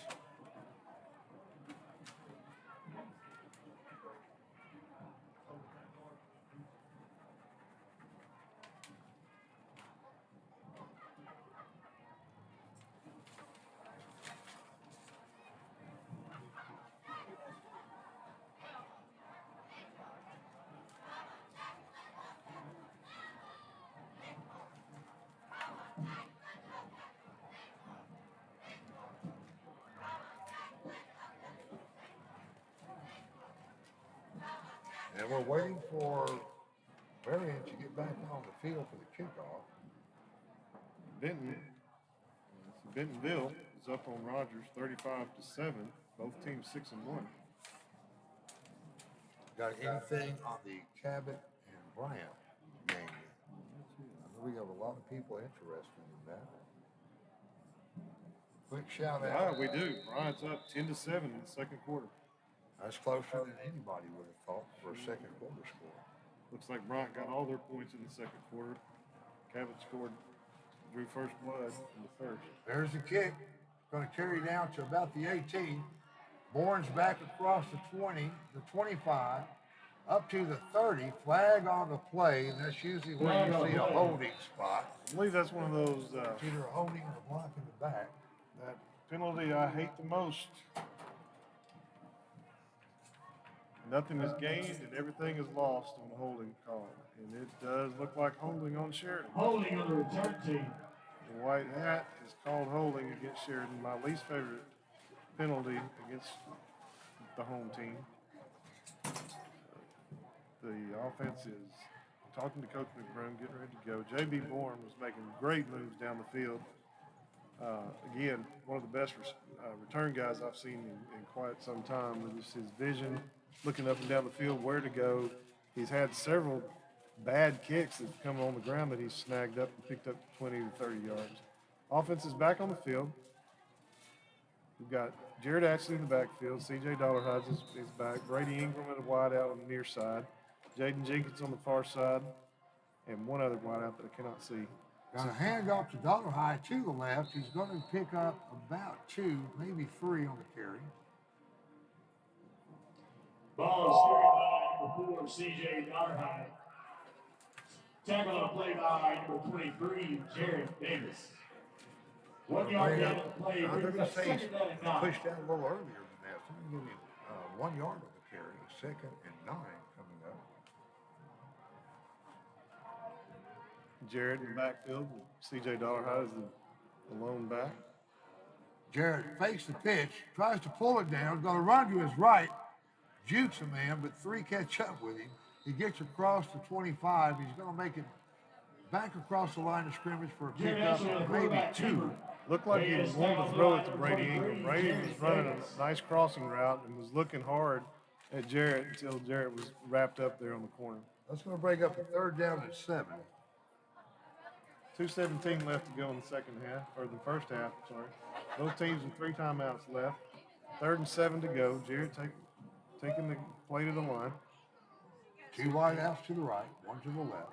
Single setback, or excuse me, got an H-back and a tailback. Jarrett takes a 1-step drop, throws, got a man. Brady gets it. Brady is still on his feet inside the 20-yard line, all the way down to about the Marion 18, maybe 17-yard line. Big time football play. Jarrett threaded the needle. Jarrett actually, Brady Ingram was wide open, snagged it in stride, picked up another 20 yards. And that's another on the YellowJacket, 1st down. What's up, my man? We got an all-stater in the booth. Hey. Caleb Pilkington, all the way from Culver City College, Missouri, has just walked into the booth. We're gonna have a chance to visit with Caleb here in just a little bit. How you doing, Phil? Good. How you doing, man? I'm all right for an old guy. Ball will be placed on the 9-yard line. Will be 1st and 10. Got a 1st and goal from the 9-yard line. Brady Ingram wide on the left, Jared Ash in the back. Jared hands off up the middle. Fumble, ball's on the ground, it's picked up. And it looks like it may be, unless Jarrett can get back on him, it's going to be 6 for Marion. Jarrett is finally going to drag him down at the 18-yard line. Jarrett's a little slow getting up, but he may just be gassed. It's a long way to go. Helmet lost by Marion. Man, what a turn of events. You got a 1st and goal at the 9, and the next thing you look up, and it's going to be 1st down for Marion at the 17-yard line. What could have been an opportunity to put Sheridan back in the game, take momentum to the half, ends in a fumble and a huge recovery by Marion. A minute 35 to work with, and Marion has not had a lot of trouble moving the ball tonight. 1:35 left. They've controlled the clock. They've done a great job controlling the clock. I'm sure if we see time of possession, they're going to be in control of it. Defense is back on the field. Helmets aren't looking too good right now. Our kids are backing up inside the 10. So there's going to be a penalty that's going to move us again. And I wouldn't be surprised to learn that it was an unsportsmanlike. And it pains me to say that, but we've seen enough of those this year. We've got 3 wideouts to the near side for Marion, 2 on the far side. Lone quarterback. Quarterback calls for the ball, takes a 1-step drop. He looks, he's going to be hit, and he releases the ball just as he's hit. It's a touchdown. They called It it. went right off the hands of the Sheridan player, right into the hands of the Marion It player. looked like it went through 2 blue shirts to make the touchdown. That's 28-7. And 5 seconds gone off the clock. That just shows you how quickly a game can turn. We were 1-2 plays away from closing the gap to a 1-score game. So now it's a 4-score game. They're going to kick the extra point this time. Ball's up. And it's good. So with 1:30 to play, Marion goes on top. The extra point is good. Waiting for the scoreboard to change to reflect the PAT. It's 29-7 with $1:30 left in the first half. And you're listening to the Saracen Casino broadcast of Sheridan YellowJacket football on the Deltaplex Radio Network. How you doing, man? Hey, I'm doing Good, good. Good to see I you. was doing great until I saw that. Yeah, man. God. So how's practice? It's going good. It's going good. Dad's giving me a lot of reports. Sounds good. Sounds like you're doing well. You gonna get to play next year, you think? Maybe. I got redshirted this year, so they just use me for scout teams. They bumped me up to all the scout teams yesterday, like kickoff, kick return, stuff like that. And I've just been doing my thing. You know how it goes. Hell yeah. How's school going? It's going Oh, good. you're blasting me again. I'm blasting. Liam, too loud. You there? Oh, too loud? There, yeah. And we're back. Sheridan is lined up to take the kickoff. Marion is still huddled up over here about their 40-yard line. If there's any positive to this, then we take the opening kickoff in the second half. Man, that's just a heartbreaking turnaround there. That really was. Yeah. I mean, all you can do is suck it up and keep moving. You're looking at a one-score game. The next thing you know, it's a three-score game. Sheridan's got the ability to be a quick strike football team, and they're going to have to keep Marion off balance. They did it on the last two drives. There's the kick. Going to carry down and probably go out of bounds around the 25, so it'll be a flag on that play. Yeah, two quick strikes, Sheridan scores, and Sheridan fumbles. Obviously, Sheridan's got the ability, you just can't, you got to eliminate the mistakes. Ball will be placed on the 35-yard line. And I believe that's the first time I've seen CJ fumble the ball that I can even remember this season. And I didn't see, I know he got hit.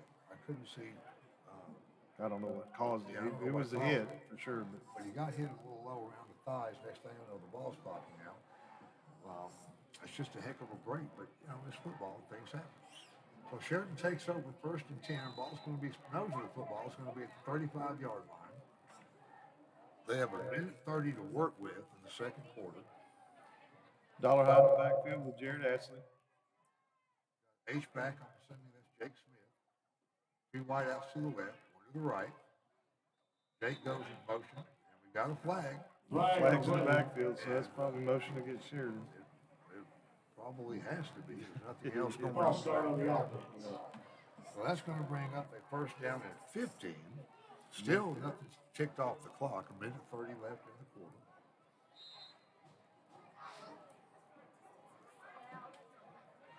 But at this point, there's not a lot of difference between first down and 10, first down and 15 from the 30 or the 35. Not a minute 30 to go.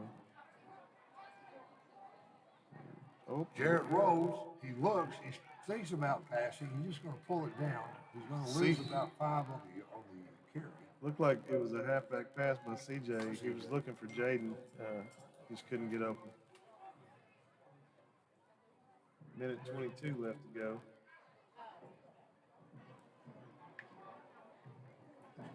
Class of 1970 in the house tonight, celebrating their 52nd class reunion. If my math is still good. I remember those guys. They're about your age, aren't When I played this. they? Some of them coached me. There's the handoff, goes to the left side. He's got some running room across the 30, near the 35. They'll mark it right at the 34-yard line. A pretty good gain on the off tackle play to the left. That was C.J. Davis on the carry. It's going to bring up a third down and a long way to go with a minute 14 left in the half. Jackets huddled up on the sideline with Coach McBroom. Minute 14. Timeout on the field. Timeout. We've got a timeout, so we're going to take Marion. Timeout was called by Marion. Marion's calling timeout. We're going to take a quick break. You're listening to Sheridan Football, brought to you by Saracen Casino and Resort, the Deltaplex Radio Network.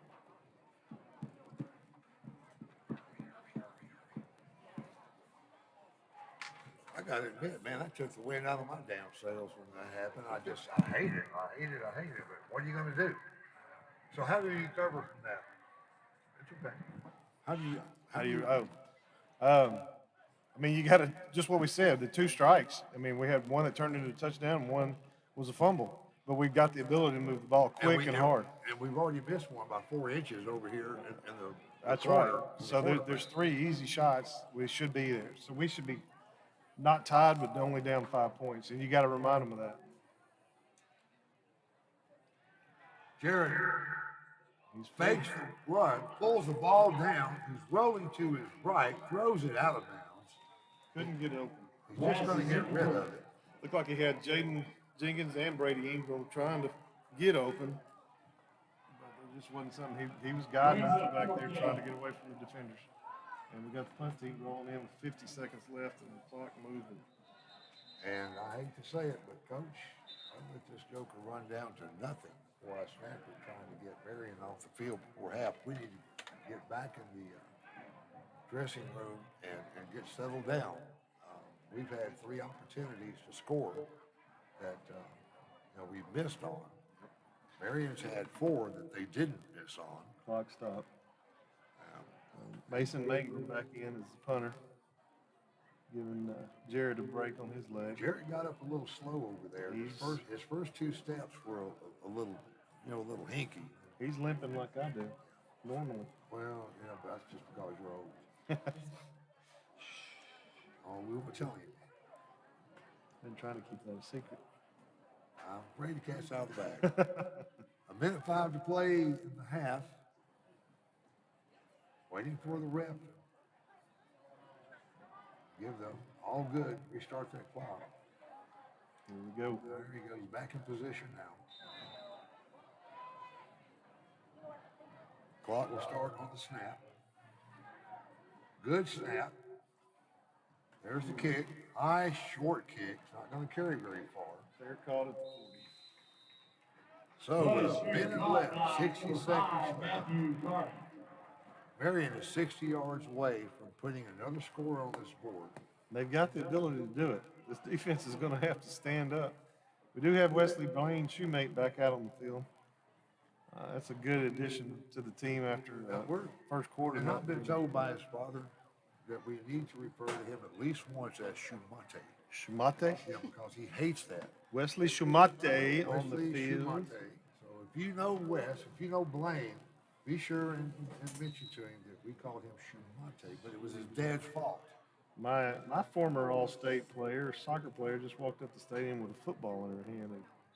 I'm quite sure what's going on with that. First down, Marion throws a sideline route. Brings up second down. It sails about 2 feet over the intended receiver's head, brings up a second down. That incomplete pass stops the clock with 54 seconds left.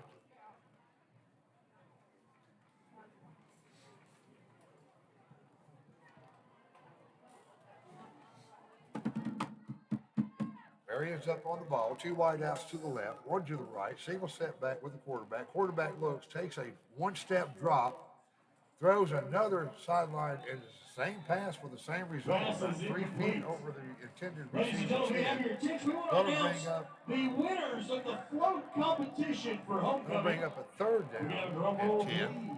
Clock stopped again on the incomplete pass, 48 The seconds senior left. class. In second place, juniors Marion in is first not moving place. around. They're The trying really sophomore hard to get in class. position to put more points on the board before halftime. We have a 3-man rush, a little quick button hook. It's going to be caught up around the 46-yard line. Matthew Carney. We're going to spot him just over the 45, We'll bring near the up 46. fourth We're down. bringing up 4th down and 4. And Harry scores once Chapel is up on All right, ball. Sheridan, let's make some noise. Let's see 14. if it's here. Nobody expected that.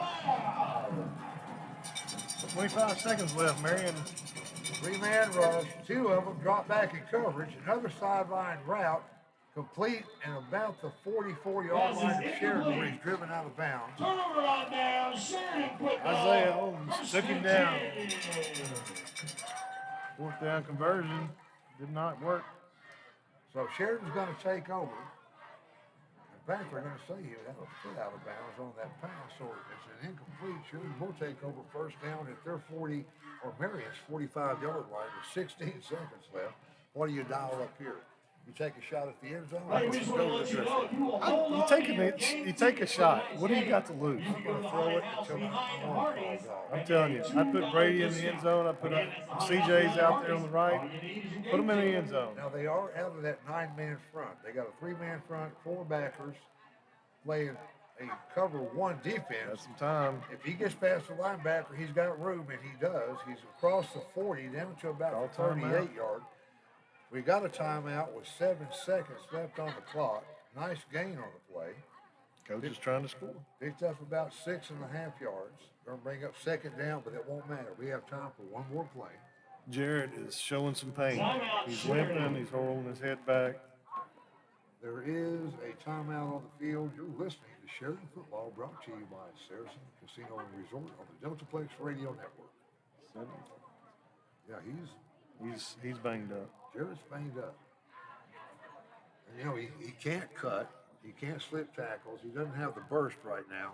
That would he'd have gotten 20 more yards fully healthy. Well, it's a good recipe to get hurt now. I 100% agree.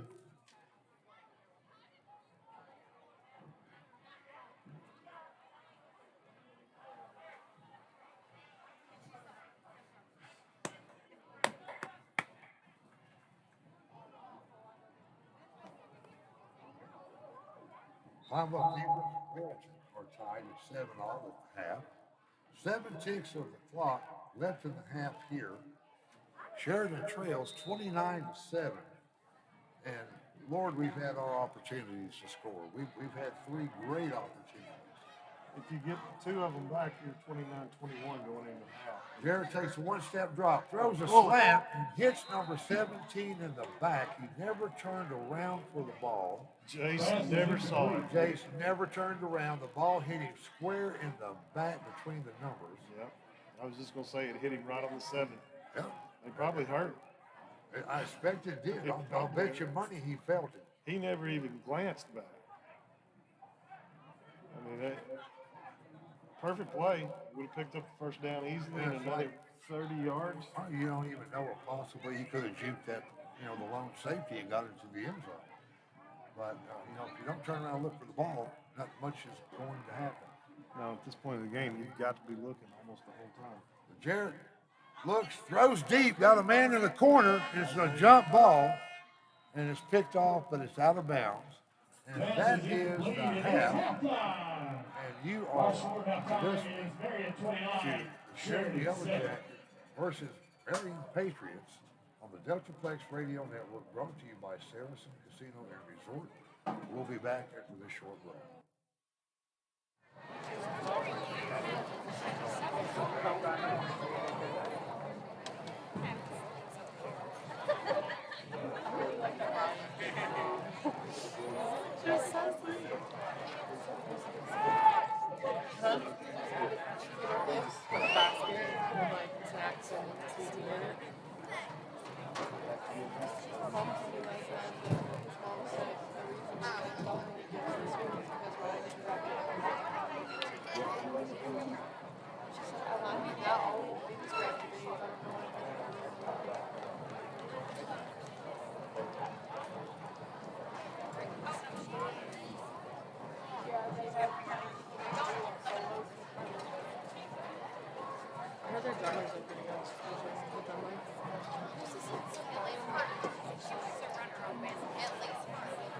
Yeah, they do that in college too. You just put them on your back, their seats on your back, because they did that in UAM, because our drum line was really good. Communities, families. That's who I had that with that UAM. We are moving to space. That was like the only voice.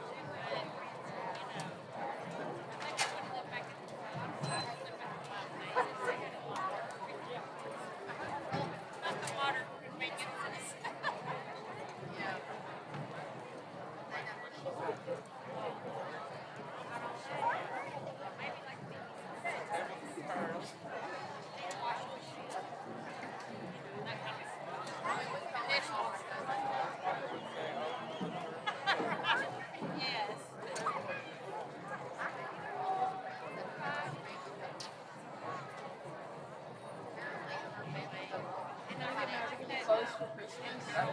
And him had stuffed bamboo slippers. Like the material bamboo, they're just stretchy.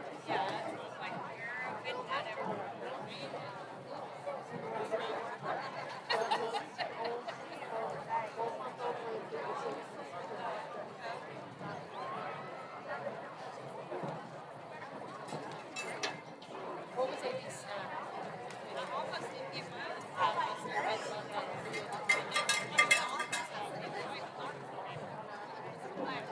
Oh, PBJ and Otter is on Disney Plus.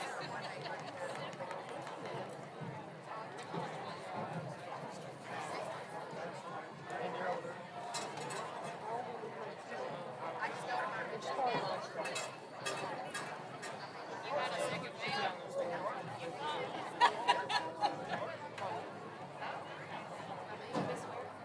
No. One of those things that jacket is a crop top, it should be zip upside down.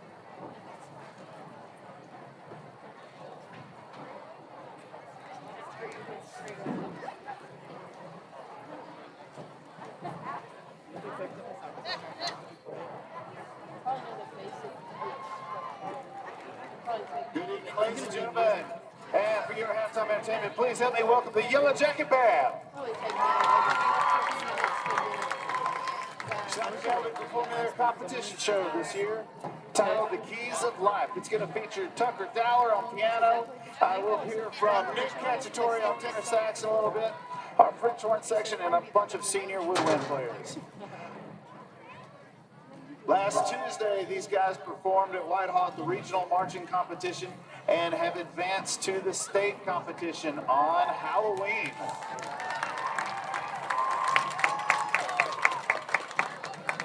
Very good. Lily McPherson, Josh Hartson, your band ready? Yeah, they always. Help me welcome the YellowJacket Band.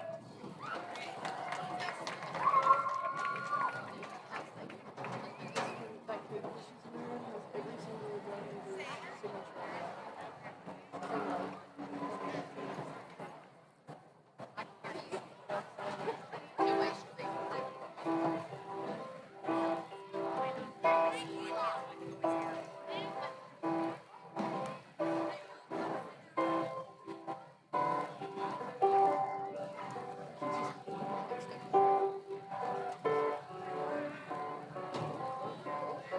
called basketball. Try and make out the shape.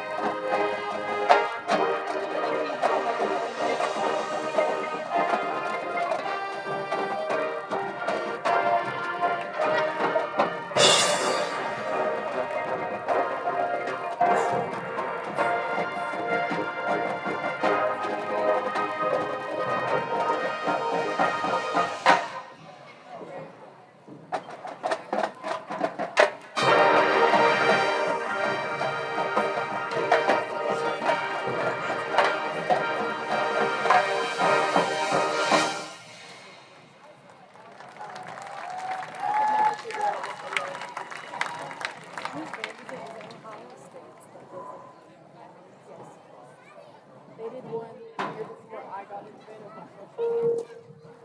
And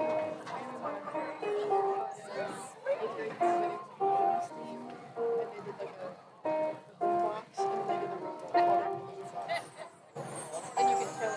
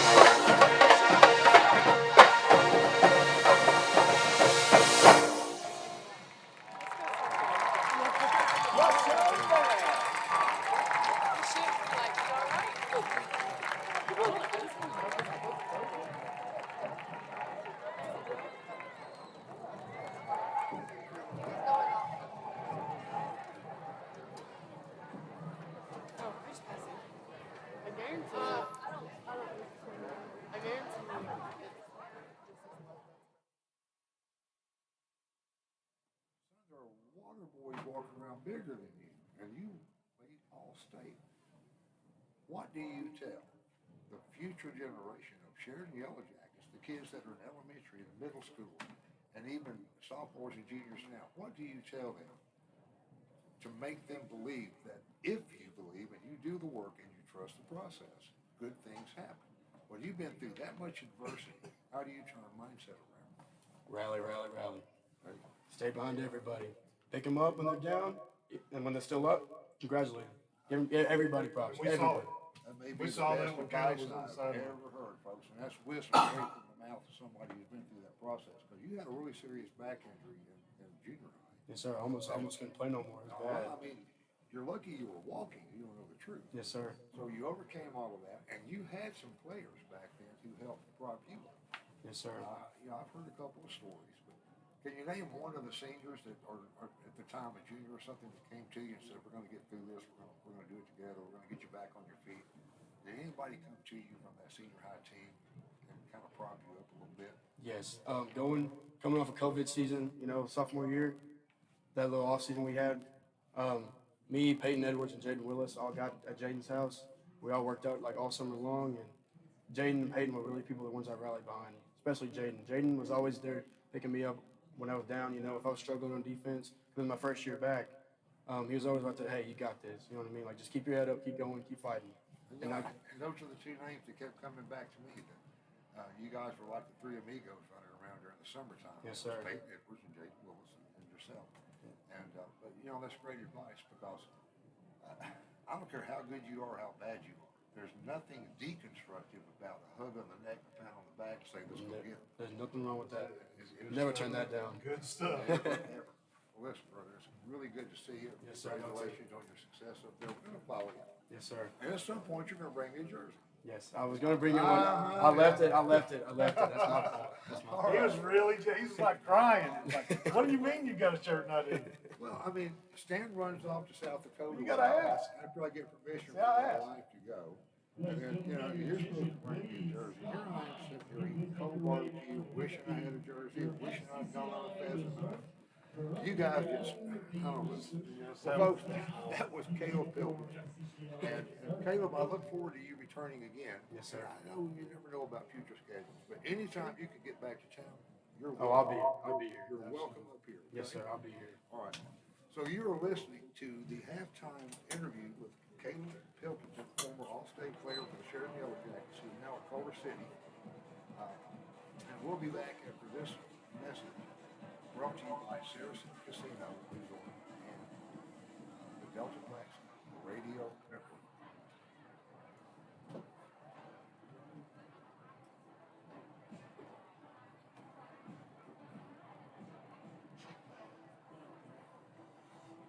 Like an audio cue thing. Fine. It's like an audio cue thing, like those keywords. I know we have a board operator who waits to hear those keywords. I got you. And then immediately they punch a button. Yeah. At least theoretically. It's supposed to. Right. I got you. I appreciate you giving me up. Yeah, you gotta head back. Coming up. I'm leaving Sunday afternoon.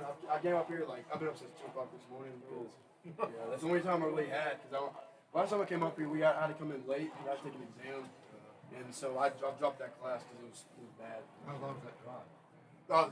The drive from St. Louis to St. Louis, is like 2 hours. And as early as I did it, there was no traffic, so like a straight stretch. That's not so bad. Oh yeah, Yes, we go over here. but yeah, I'm trying to come back for maybe senior night if I can.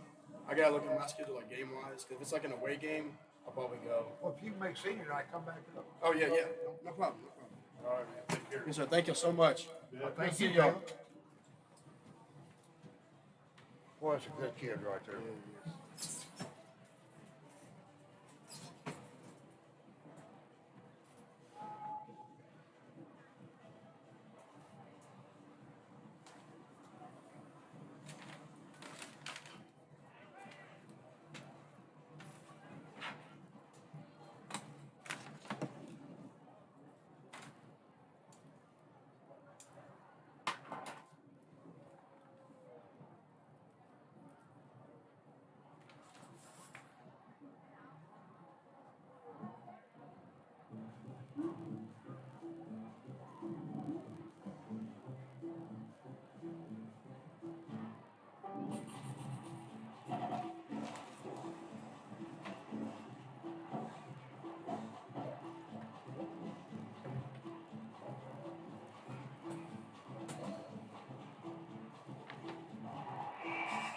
we're back. We're about 4 minutes away from the kickoff to open the second half. Sheridan will be receiving. They won the toss in the first half and deferred to the second. I'm looking over the stats that are accumulated each week by Garth Pitts, who may be, at least in my opinion, the best statistician in the state of Arkansas. This guy doesn't miss anything. I mean, anything. He can probably tell you the average shoe size of the offensive and defensive linemen. To date, Jarrett actually has had 86 rushing attempts, 643 yards for a 7.5 average, and he's averaging about 92 yards per game. CJ Dollarhide is second in carries with 65 attempts, 301 for a 4.6 yard per carry average, 3 touchdowns on the season. And Blaine Wesley Shumate. Okay, I better back that up. By the way, if you hear anything about this, blame your dad. He's the one that told us about it. So Blaine Shumate had 51 attempts, 336 yards on the season, a 6.6 yard per carry average. Peyton Sterrett only had 11 attempts, 58 yards for a 5.3 per carry average. And Amon Anderson, who we haven't seen run the ball. But Amon's only had 2 carries on the season. But he averages 27.5 yards per touch. Nice. Well, that's what happens when you spring somebody on somebody. They haven't seen him before. C.J. Davis, 16 carries on the season for 53 yards, 3.5 yard per carry average. Connor Anderson, 7 yards per carry on 1 attempt. Owen Myers carried twice. I don't really remember Owen carrying twice. I remember an end around at one time that he did well on. But he's averaged about 7 yards a touch. And passing, and this is what we were talking about pregame, offline. The average quarterback rating in Arkansas High School, the last time I saw a stat, was around 98. That's the quarterback rating. So when a kid hits 100, you start raising eyebrows a little bit. Well, this is kind of cool, but Jarrett's rating is a little below the average at around 86. He's got 25 completions on 50 attempts for a 50% completion rating, 296 yards, 1 touchdown, and his interception ratio is a little high. He has 5. C.J. Dollarhide has got 2 completions on 2 attempts. He's 2 for 2. 100% percentage completion rating. On 2 attempts, it's hard to get a good handle on a rating, but he's rated at 146. Then comes your sophomore. Now, before the El Dorado game, because El Dorado had a very aggressive secondary and probably one of the fastest secondaries I've seen, maybe about it. That was the most physically talented defense I have seen all year. And we suffered, some picks against El Dorado. Right. That dropped his rating all the way down to 186 for the season.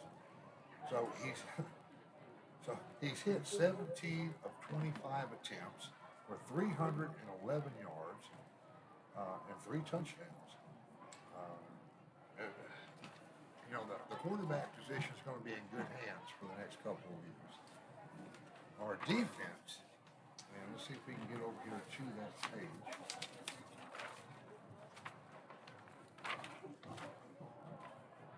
I'm looking for the leading tackler stats. It should be this page.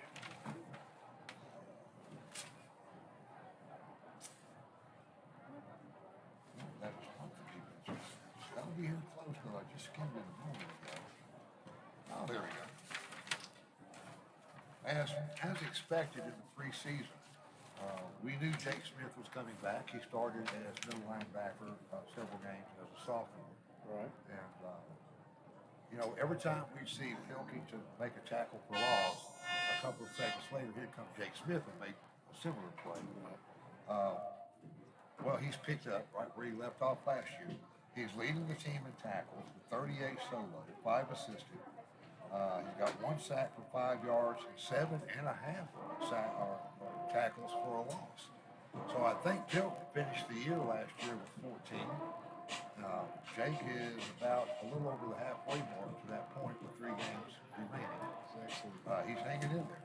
Wyatt Teague has made a really big showing this year. He's only 1/2 tackle behind the leader, Jake Smith. It's been tackled by committee for sure. There's a lot of all the names you're about to read. We call their names every week in and week out. They just do an excellent job. If you look at the top 7, it really sounds like we just walk in here with a card and read off their names without looking at the actual That's tackle. exactly right. Jake Smith, Wyatt Teague, Landon Feimster is 3rd. Blaine Shoemate is 4th. He's 1 tackle behind Peyton Sterrett. Actually, Peyton Sterrett is 4th, and Blaine is 1 tackle behind Peyton. Owen Myers is a half tackle behind Blaine. Trenton Barnwell is in double digits with 14 tackles, 13 solos. Jaden Jenkins, 13. And Brady England up there at 17.5. Yeah, there has been an awful lot of contribution from an awful lot of people. We haven't, we don't have that well, we have a situation where each week it's a different star that stands up and shows out. Yeah, I love what Caleb said, and I think this team does that. Rally, rally, rally. Just keep supporting your teammates. Keep building them up. You see somebody's head down, go hit them up, man. Get them going. I'm just sitting here watching Kennedy Stockton and Jace Bradshaw do that very thing, patting each other on the helmet, patting and moving on, and running their warm-up drills in the end zone. Look, these kids know they left 21 points on the field. There's no doubt. We had 3 to 4, maybe at very most 6 inches of a field that was too narrow on a post route. Ball was caught, and about half of his front foot was out of bounds. Yep. We had the ball 1st and 10 on the 9-yard line. And 1 play later, the ball was sitting on our 20-yard line on a fumble return. We had another incident in which the ball was caught, again, out of bounds on a corner route. It was called out of bounds by maybe 2 feet. It's so true, that old cliche about football being a game of inches. The best teams find a way to take advantage of inches, and other teams, I hate to say it, but they find a way to miss opportunities by inches. Speaking of inches, and switching to yards, Carl Belfield just kicked a 35-yard field goal in warm-ups. We've seen him do that all season, Yep. and we've actually seen him attempt one at 37, which he hit. But Carl, he tweaked an ankle about 3 weeks ago, In Sylvan Hills. and he was still limping on it as late as last week. Now it's not a severe limp, but you can tell there's a hitch in his step. And it's wrapped up. So I don't know how much drive he can really get on it, but It was low. That's the danger of that 35-yard field goal. There was nobody jumping up trying to stop it. right. Well, the clock has ticked all the way to 0. It's been reset for the 12-minute 3rd quarter. The Zebras are out at midfield, and I think they're practicing throwing flags. No, I shouldn't say that. I make a lot of jokes about referees, but folks, I want you to think about how much grief you would put up from fans for 3 hours for $65 a week. That's right. Yeah, we don't. You gotta love this game to do that job. We get to do this, and we don't. If there's criticism, we don't have to hear it. Those guys hear it. They hear it loudly at some point. They hear it from the coaches. They probably sometimes hear it from the players, and they for sure hear it from the stands. Well, I'm getting ready to send some money down to the feet and artery. Should be because they're not going to take a bribe. And I'm not the kind that's going to bribe anybody. Oh my gosh, you know what happened? I'll tell you in a minute. Put that in the pocket. You've already done Tonight? Yeah. Well, give me that back. What are you doing? I'll take it. Just keep emptying that sucker. About every 2 hours, I need some more. I was slipping him a note of things to cover in the second half, and he said I already did that, so we're just gonna forget that. Yeah, every 2 hours, just give me a little pep talk. And the YellowJackets and the Patriots are back on the field, getting ready to start the second half. Bologna is up on Whitehall, 17-10 at the half, and let's see, Washington Chapel is still up on Maumelle, which nobody expected that one, 32-14 at halftime. And I don't know if we have a new score on the big game in the state tonight. Cabot and Bryant, number 1 and number 2 overall in the state. Bentonville's beating Rogers 37-9. There's the kick. It's a short kick taken at the 20 by Bourne. He's across the 25. And he finally gets drugged down right at the 30. Eagles return by number 30, Jackson Bourne. I had access to film on He is tackled by number 40, I Jonathan believe I would have learned not to kick the ball to Bourne. And they do it every time. Every time. I don't know what it is they're trying to take advantage of, but so far I haven't seen anything to take advantage He's of. like a magnet. Every kickoff goes to him. Straight to him. He does a great job with And it. it's not like he's running out of his position to get to it. He's playing his position He perfectly. hasn't cut off anybody yet. The ball's just coming straight to him. That's right. So with 11:56 to play in the third quarter, Sheridan takes over at their 30, 1st and 10. Bryant's up over Cabot 10-7 still in the third quarter. 2 wide outs to the left. Jarrett Keefe runs up the middle, goes off tackle, going to pick up right at 5 yards. I believe that was Brady Dillon. It was Brady. Now, Jarrett's not Ball on the is field. carried by number He was 15, turned Brady just enough. I Dillon. couldn't see the He warrant is on tackled him. by I number could see 8, the 6. Carter Brady Wall. Dillon is going to start the game for Sheridan as the quarterback. Jarrett's standing at the 50, obviously wanting him, but I think that leg's giving him a little bit of trouble. It's safer to keep him healthy. Dollarhide's in the backfield along with Jake Smith. Handoff to Dollarhide. He cuts it up the middle, finds a hole, drops his head, lowers his shoulder, gets across the 40. Picks up a nice run, about a 6-yard carry. That is a YellowJacket first down. Ball is placed on the 41-yard line. Results of the play is a Sheridan YellowJacket. CMI is or Central Maloney is our first down cohort for every first down. Ball's moving. 2 wide outs to the right, 1 to the left. There's the snap. Dillon looks, throws deep, got a man. It's complete down around the 30-yard line. I believe they're going to give him the 26. Pass complete to number 3, Brady Dillon threaded the needle to Brady Ingram. Brady Ingram was watching. His eyes never left that ball on target. That was a well-executed play. That Patriot was on him like a blue on his jersey, and Brady was still able to haul it in for a huge game for Sheridan. Brady never took his eyes off the ball. Got great job and great touch on the throw. 2 wide outs to the right, 1 to the left. There's a handoff. He fakes the handoff to Dollarhide, follows him through the hole, and squeaks down, and I mean squeaks. He was running about a 1.5 off the ground, split 3 defenders, makes it down to about the 16-yard line. Brady Dillon on the carry. He is down at the And 16-yard that is line. another Results of the YellowJacket play is first a down. Sheridan YellowJacket. Maloney right in the middle of it. We'll always keep those guys in mind on first down from the Sheridan YellowJackets. 2 wide outs to the right. Dillon takes the ball, heads off to the left. CJ looks for a hole, finds it, runs out of hole, so he lowers his head to make one. He's only going to pick up Ball carried by about number 4, maybe CJ Dollarhide. 3.5 He is yards tackled on on the the play by carry. number 8. A really hard run by CJ 4-yard gain Dollarhide. on the play brings up 2nd down and 6. And I can't tell who just replaced him. Brady's still in. We got number 28, C.J. Davis. CJ Davis is in. There's the snap, handoff, fakes it to CJ, keeps it, gets across the 15, down close to the 9-yard line. It was obviously an option, but I think Ball C.J. is carried by number 15, Brady Davis. Dillon. He is tackled on the play by number 33. Dollarhide coming back in for Davis. It's going to bring up a 3rd down and 3. Brings up 3rd down and 4. For Jaden Jenkins and having 2 backs in the backfield. This has been a really nice drive so far, aided by a long pass right on the money from Brady Dillon to Brady Ingram. Got Dollarhide and Davis in the backfield. Got a full house. got a H-back along with two running backs and the quarterback. Man in motion. There's the handoff straight up the middle. He's going to get down to about the 6. It's going to be close. They're not going to give him forward momentum.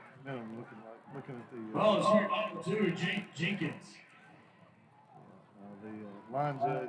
I'm going to tell you, that looks like a really bad Correction spot. number 28, period ball. Really bad I spot. thought so too, because the line judge walked back to where they pushed him back Timeout, to, Sheridan. not stop. He didn't mark it where the forward momentum stopped.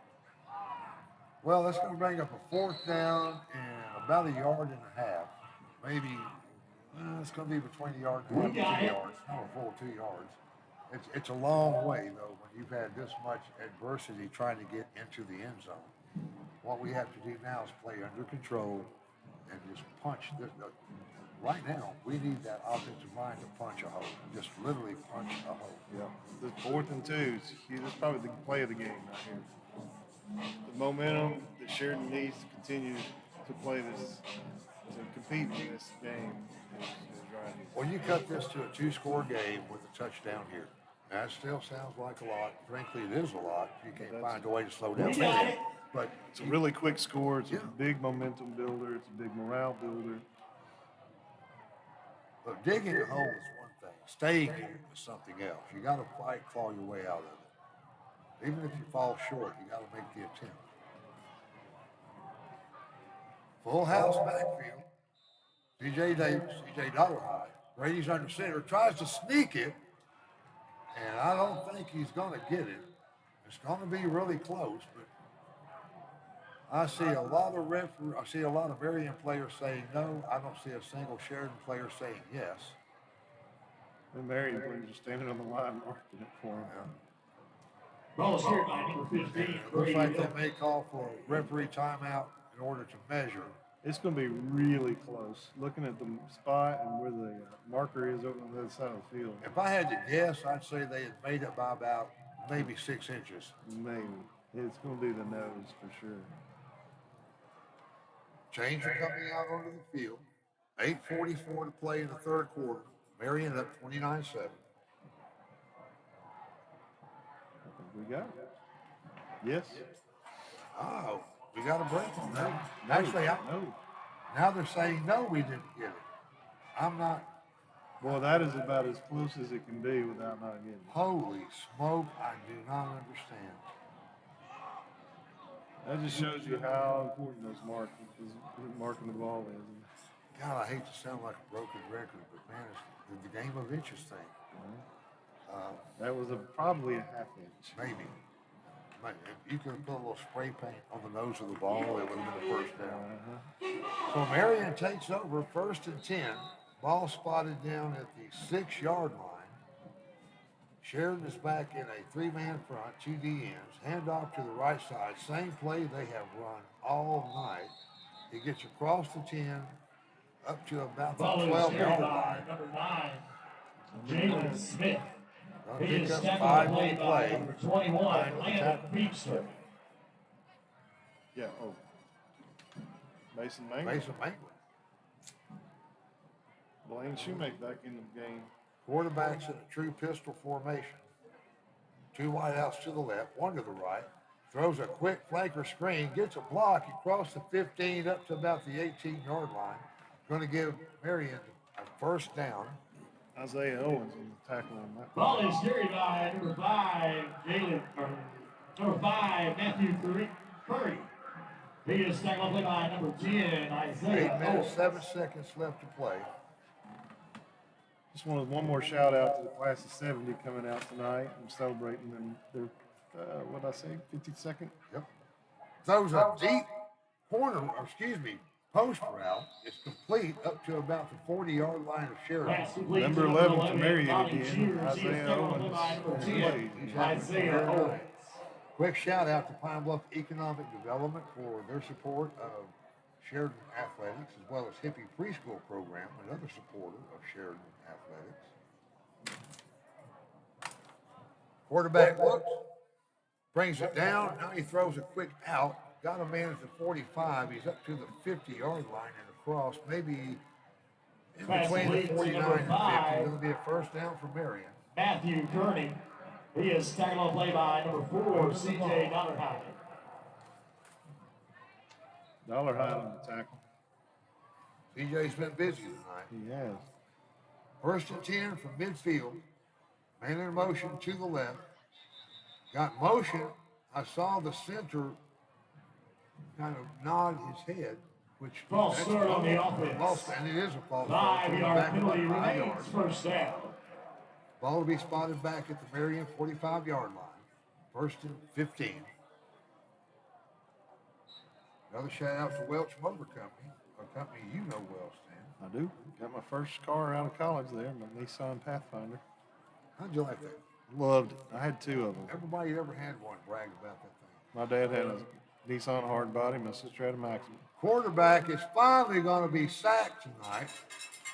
He took a one-step drop, danced around, good False coverage in by the for secondary. 3, Ashton Gray. He is tackled on the play by number 54, Trent Barnwell. Trent Barnwell and company finally hem him up back at the Marion 41-yard line where he's dropped.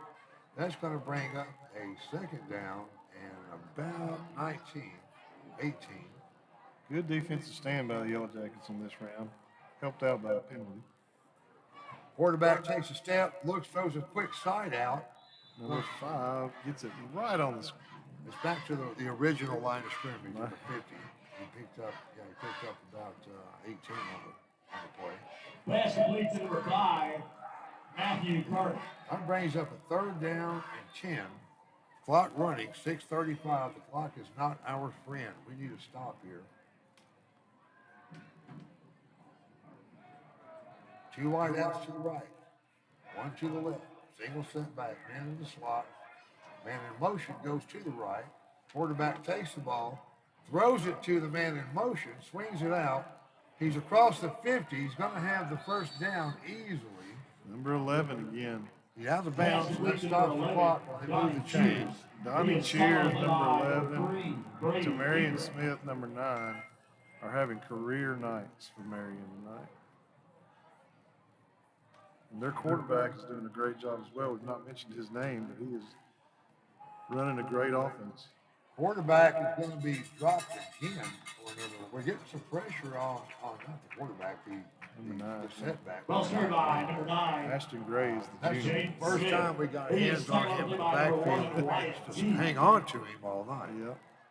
So that's going to bring up a second down and about 14, almost 15. 2 wide outs to the right, 2 to the left. Quarterback calls for the snap. It's high. He pulls it down. He looks deep. He throws an out route. He's got a man down to Sheridan 27. Flag on the play. Got a flag on the play. Jaden Jenkins tackles him as soon as he catches the ball. That was a nice tackle, too. That was immediate. Perfect timing. Penalty is Holding blocking. on the offense.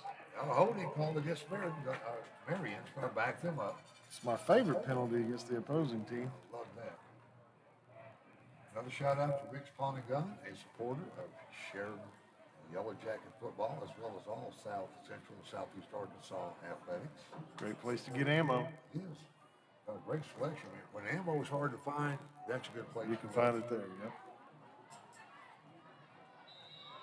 2 wide outs to the right, 2 to the left, a man in motion to the right. Quarterback takes it, throws that same little wheel route to the 40, 45. He's going to be dropped at midfield. So instead of second down and the Pass county complete to line, number it's 5, going to be third Matthew down. Carter. He And is tackled on play by number 14, Parker Ramsey. 10, For those that are almost 30, 29 yards. It's going to be a third and 29. For those that are competing in Liam's contest in the football forum, the prize this week will be from the Blue Pig barbecue truck. Oh man. Great. Hand off to the right. Gets the perimeter, but nowhere to go. He's going to get over to about the Ball 48 served of by number Sheridan. 9. So that's going to bring a Smith. fourth down and forever. He Great is running barbecue out and by even greater number people right there. 32, Jake Smith. Brings up 4th Got down. a special surprise for senior night, so y'all stay tuned for that. So far, Thirsty Pilgrim's given a prize the first week. The Yellow Jacket Drive-In gave the prize out last week. And Blue Pig Barbecue will be giving out the prize for this week's game. Shout out to Farm Bureau.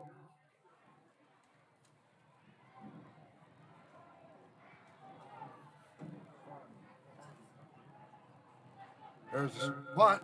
It's going to be a wobbly kick, high, not very long. It's going to take a bounce. It hits at the 25, rolls down to the 20, and it's going to roll Ball is dead down on the on 20-yard the line. 20-yard line where Sheridan For takes over Sheridan first football, and 10. first and 10. You're listening to the Citizen Casino and Resort broadcast of the Sheridan YellowJacket football on the Deltaplex Radio Network.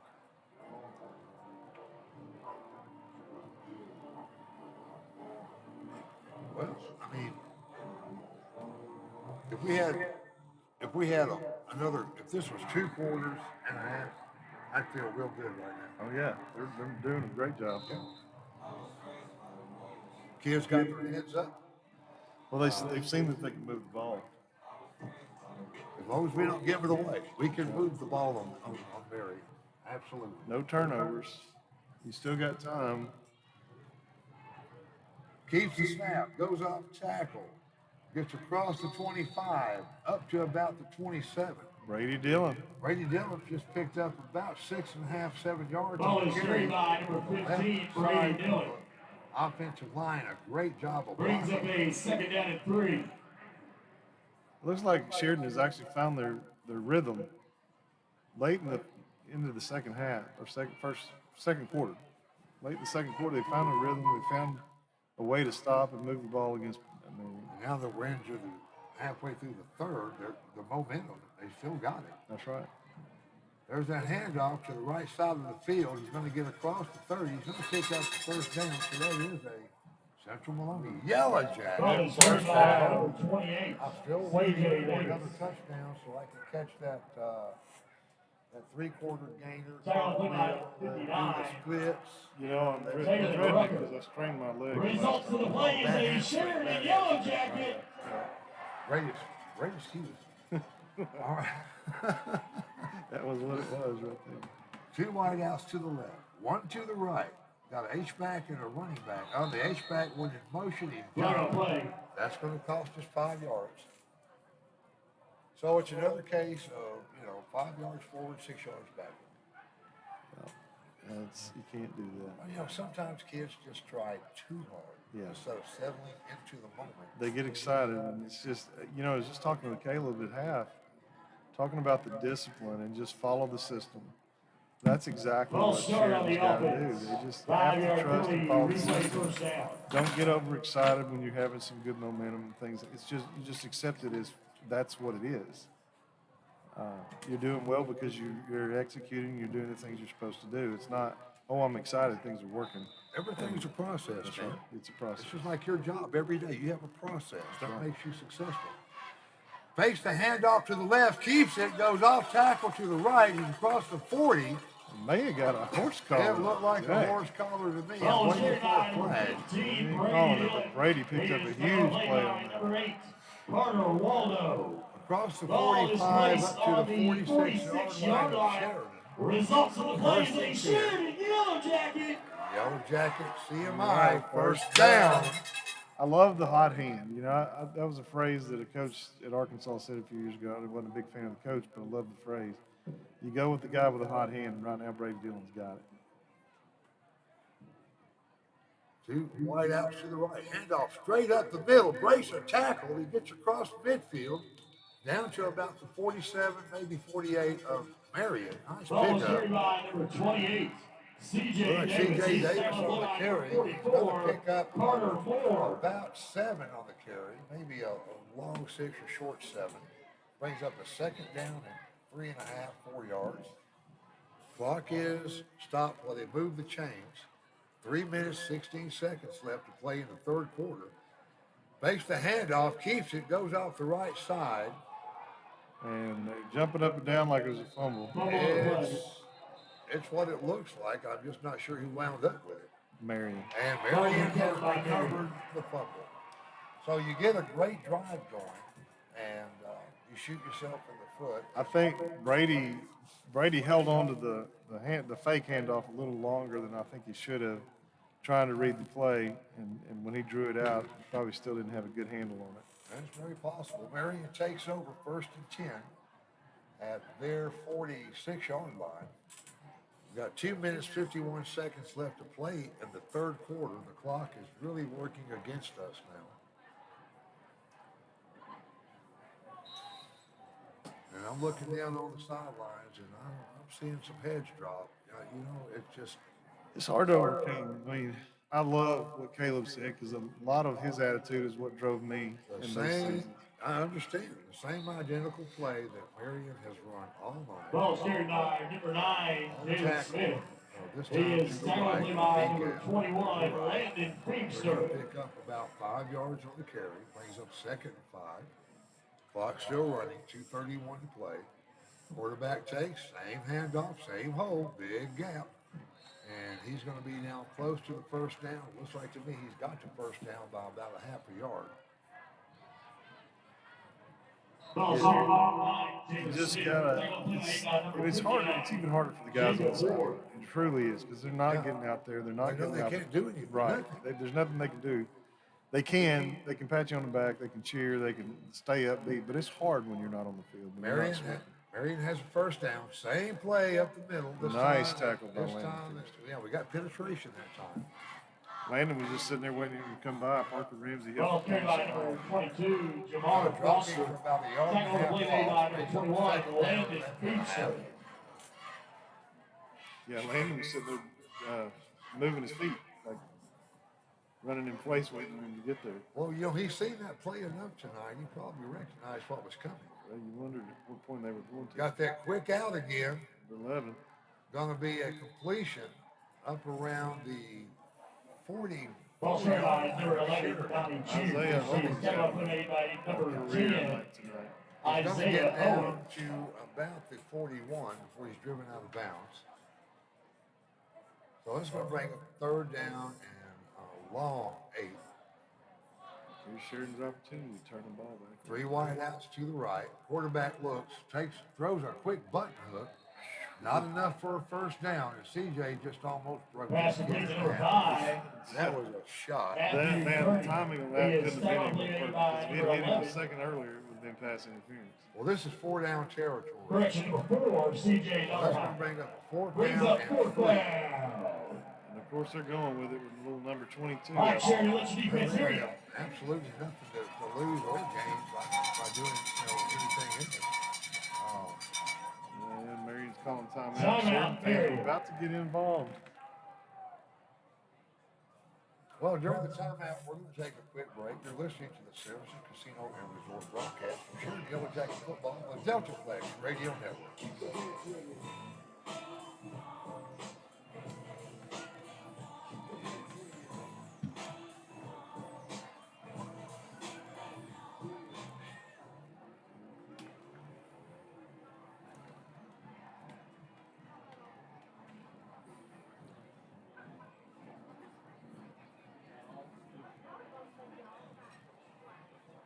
Anything change? Oh, scroll, go back that way.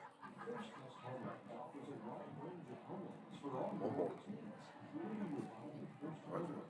Ooh, man. Man, Ben was Ben blowing Bill's them putting out. it on. 59 ticks of the clock left. Folks, we're in a timeout. Sheridan's got the defense huddled up over on their sideline. Marion's huddled up. They'd like nothing more than to pick up 4 yards to keep that clock running. Well, Cabot and Bryant both have scored again. Cabot's got 10, Bryant's 17 in the fourth quarter. This really is a contest for number 1 and number 2, right? 3 and 4 is what they're ranked. Yeah, I'm talking about in class. Oh, yeah. 3 and 4 overall. I don't know who number 1 and 2 is. Fayetteville and Well, according to Hoops, Bryant's number 1. There's that quick snap pass. He's got a man down at the 15 and scored it out, so it's going to be incomplete. Sheridan will take over. Sheridan football, 1st and 10. We got a Sheridan player a little slow to get up, and he's limping like he's got a right ankle giving him some trouble. They're going to get him off the field. He's okay. So Sheridan will take over at their 36-yard line, 1st and 10, with 53 seconds left to play in the third quarter. Morrilton over Pine Bluff, 21-13 in the fourth quarter. And we knew that was going to be a really tough ball game. Robinson. Robinson is playing Mills tonight, I think. Oh, yeah, Mills University Studies, 14-14. Whoa, tough game. But Robinson's ranked first in the class. So Mills has really come on strong with Cortez Lee as the head coach down there. Bologna's beat Whitehall 24-10. Fakes the handoff, throws deep. The ball came out kind of squirrely. It was, I think it just slipped out of his hand. It was almost an end-over-end pass. It traveled about 30 yards, but it looked like a wounded duck. Yeah. It was just a slip, just lost his grip. El Dorado not having any trouble at all with Sylvan Hills, 37-6 in the fourth quarter. You know, we talked about this offline. When El Dorado finally caught fire and cut down on the penalties, man, they did the same thing last year in the second half of the season.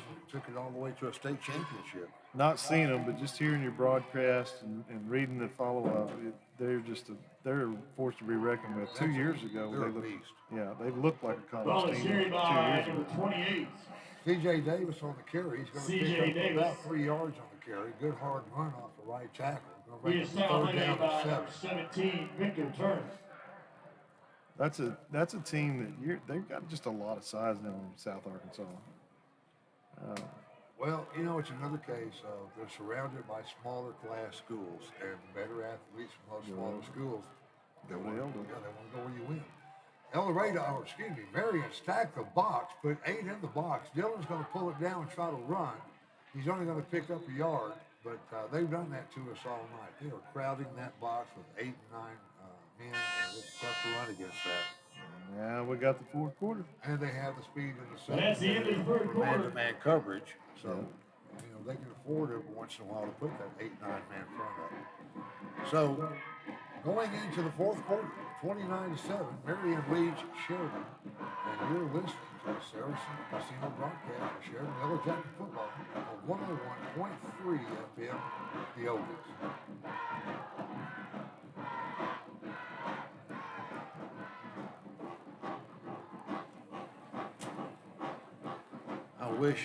I wish Greg had the money to buy a real board instead of that Tonka toy stuff. But man, this stuff is so expensive. It's just Did you see the equipment in there? Yeah. But you know, if we had Sheridan School District budget, I'd be landing a helicopter, or I'd be going to East End and pick you up at the chopper. That'd be nice. And we would fly in. You know?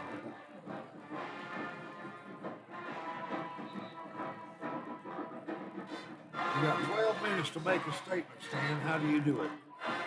I mean, you got to air it out. You got to run just enough to keep them honest, but you're really going to have to do the big plays. Just based on 7 games of experience, Sheridan is not going to be able to grind it out and win the football game. They will crowd the box. They've proven that they'll do that. They've loosened up when we've thrown it. But you've just got to find some big plays, and that's the only way we're going to pull this out. Marion runs a lot of RPO stuff. Now that quarterback has the option of handing off or keeping it and rolling out and throwing passes. He's really comfortable in just handing off and letting that little scat back pile up the yardage and turn that clock up. We're going to have to hit some long ones. Brady takes it, rolls to his left, looks downfield, throws it, got a man across the 50. Brady Dillon to Brady Ingram for the first down. Will be complete down at the Marion 47-yard line. Brady Ingram. Fourth down, we pick up about 12 yards. Really nice play by Brady. It's hard to make that roll to your right, throw to your right, or roll to your left and throw it into that left corner with that right arm. Yep. He did a really nice job of that. Liam, that's a central Maloney. YellowJacket first down. I need to see you do the splits. We need to score again.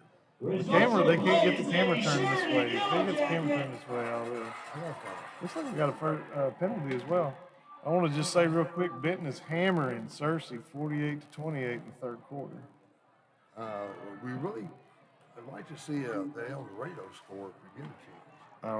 Handoff straight up the middle. CJ gets spun around. They grab him by the arm. They're trying to strip him. He hangs on to it. Number 4, CJ Got spun around hard. Then he took a shot. He is stuck up by number 17. He's okay. El Dorado 37-6 over at Sylvan Hills in the fourth. there's no question in my mind that they would beat Sylvan Hills. I wasn't sure it would be that lopsided, but I'm not surprised. I'm really surprised with the triple option that Sylvan Hills had. As much trouble as we had, we did figure it out, and I guess every other team's doing the same thing. I mean, it's they're a little buzzsaw for the first couple of quarters, and then they figure out how to stop it. And I guess that's what's going on. Well, I mean, the key is the DN has got to take the quarterback on every play when you think he's got it or not. The cornerback's got to come up, take on the blocking back, challenge the pitch man on every play when you think he's going to get it or not. Yeah. You break discipline, that's what happens. Brady looks, throws, it's a low throw, goes into the dirt, or into the turf, right at Bourne's feet. Got some pressure. They backed the linebackers out that time. They showed blitz, backed them out, but they rushed the defensive ends off the edges. So the pressure still came, but it came from a different direction that time. Star City, Farmington, 37-30. Star City's up. Got a shootout going on. Breaks the handoff, keeps it, goes up the middle. Brady Oh, Dillon. Sheridan, number 15, Brady Dillon. Picks up a He bounce. is tackled on the play line, number 6.5 17, yards on the Victor carry. Curry. It'll bring us a third down. And Brings up a third down and 4. It was a 3-score football game. Sheridan's would have to score a 2-point conversion on at least one of their touchdowns to tie the game. full house backfield, hands off to Dollarhide, goes right up the middle. Picks He's up going the to be first down. really close to that first. Ball Here, I'd say he number 4, got it. I've CJ been fooled Dollarhide. twice tonight. He is tackled on the play line, 23, Jared Davis. Yes. Brings No, up they a did not 4th give it and to him. 1. Yeah, it looked like he had it by about a half yard. They're going to say he was about a yard short. Brings up a 4th and 1. And they're calling time. Sheridan's first time out of the half. 10-20 Timeout, left to Sheridan. play in the fourth quarter. Marion on top, 29-7. You're listening to Sheridan YellowJacket football, brought to you by Saracen Casino on the Deltaplex Radio Network.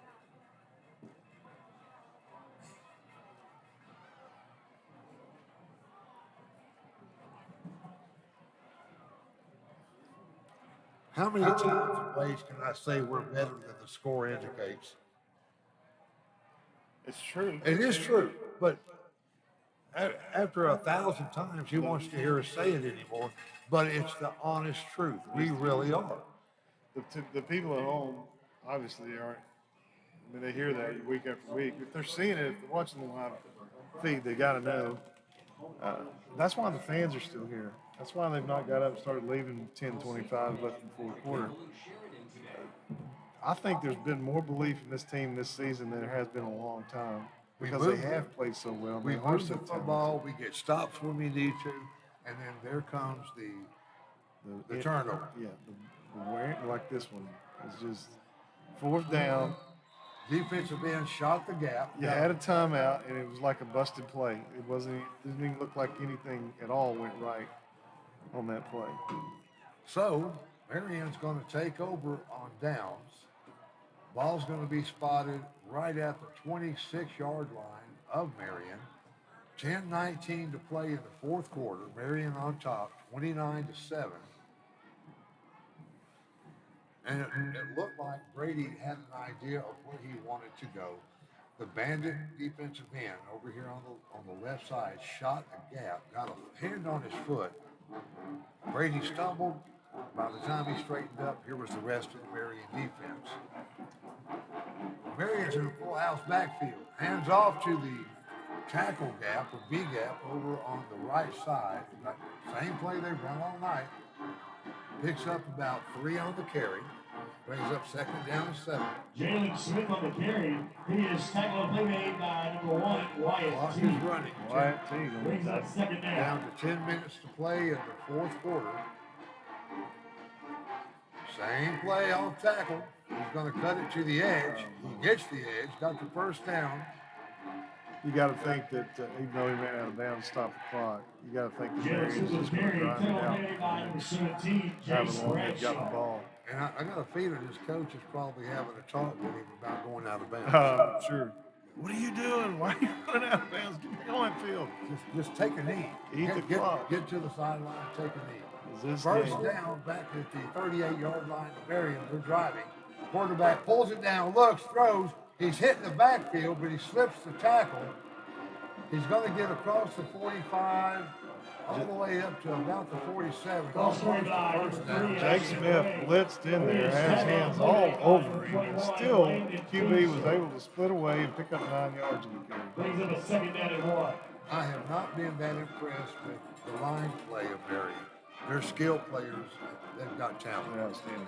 The offensive line did a great job in the first quarter of just blowing our defense off the line. But again, we found a solution to that. Off tackle to the left, squirts through a hole. This big 58 is still doing a good job holding and getting it over. I just happened to watch him again that way as we talked about it. Well, if you watch these twice, you've seen it twice. That means he's probably done it A lot. He got called on it the first time that I thought he was being sneaky. But Spencer Fox can give you insight on how much he's being held. Quarterback looks, fakes, pulls it down. He's going to run now. He's across the 40, down to about the Sheridan 36-yard line. Yeah, Spencer's not even. He's 4 or 5 inches shorter than the other guy. He is running out by number 32. 30, 40 pounds less, but he is giving him fits that he's having to hold. I just, again, I love what Pilkington said about the weight room training and how strong they were last year, and you know that they're even stronger this year. And he was impressed with the offensive line size and depth. It is heartbreaking that we're at this point we are in the season. Quarterback fakes the handoff to the right and takes it himself through the B gap. He's going to be corralled right at the line of scrimmage, spun around backward. We got a player on the ground getting up a little slow, but he's okay. He's fine. Jake Smith took him down hard after someone got a sleeve and slowed the guy down. Yeah, somebody spun him around backward. Jake had a free shot. Made the most of it, too. Jake made the absolute most of it. I had a shot like that at Malvern one time. I took the guy down, but I didn't get the good shot that I wanted. Quarterback wants to go deep, pulls it down, dumps it off into the middle of the field, throws it at the feet of the receiver. And the quarterback, Marion, is pointing at the Sheridan defense. If there was something, maybe he doesn't like, the color socks they're wearing or something. He's not happy. This kid's had a field day tonight, so I really don't know what he's upset about. I don't know. That quarterback. And that's the drive. That's the kind of drive that makes you successful. Even when you're winning, you're disappointed when you do the bad things. Third down and 10. He hands off tackle, and they're going to pick up the 10 easy. I love when I'm coaching the U18 soccer girls. Well, screwed by do something wrong. Jalen Smith. What'd you do? He is forced out of bounds by number 21, Landon Feimster. That's all you can ask of an athlete is if they're listening to being coached, and when they make a mistake, they're aware of it, and they're even frustrated about it. They're ready to fix it. I love that. First and 10, ball spotted down at the 24-yard line of Sheridan. 7:51 left to play in the game. Marion takes the ball, quarterback drops, two-step drop, throws a corner. He's got a man, and it's broken up at the last second. A really nice play. Very nice play by. Pass is broken up by number 17, Jace Bradshaw. Jason did a great job getting on and breaking that up. The receiver had about a step and a half on him. It would have been a big-time play. Yeah, it looked like it was a touchdown. Jace got a hand up, knocked it away. Second down and 10. On homecoming night in Sheridan, Arkansas, 73 degrees, 7:43 left to go in the football game. Marion up 29-7. Hand off to the left off tackle, and he is corralled right at the line of scrimmage. J.B. Bourne snagged him around the waist and just flipped him. Well, scared by number 22, Jamar Foster. Nice play. He is tackled on the play made by number 30, Jackson Ford. They ran through an arm tackle. Brings up third down. Was not to be denied. J.B. had him up in the air. He wasn't going anywhere but down. It's going to be a third down. Quarterback throws a little flanker screen, got a blocker out in front of him, slips a tackle, and he's the same person he slipped. Jake Isaiah Smith. Owens, Jake Smith, and Jake finally Jake got a handout on his ankle, tripped him up, and Isaiah Owen. Alberto Pessimo was able to bring him down. Well, softball pass complete to number 11, Mountain Cheers. He is tackled on the play by number 21, Landon Creepster. Landon's having Brings words up with fourth down. number 11 from Marion. Just a polite discussion. Yeah, I'm sure they're Well, talking it was- about color of socks and his girlfriend's I'm sure, dress code. birthday coming up. All right, Sheridan, let's get live. Blue Crew, let's hear ya. Let's make some Fourth down and noise. 2. 7:07 to play. And Marion's going to call a timeout. Save that for just a second. Timeout, Marion. Saracen Casino broadcast of Sheridan YellowJacket football on the Deltaplex Radio Network.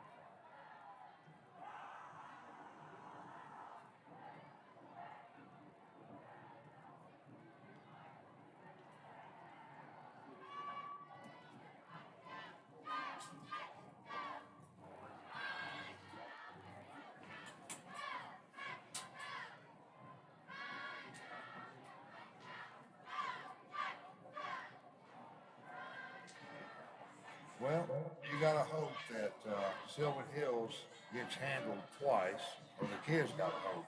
I hope they don't make it.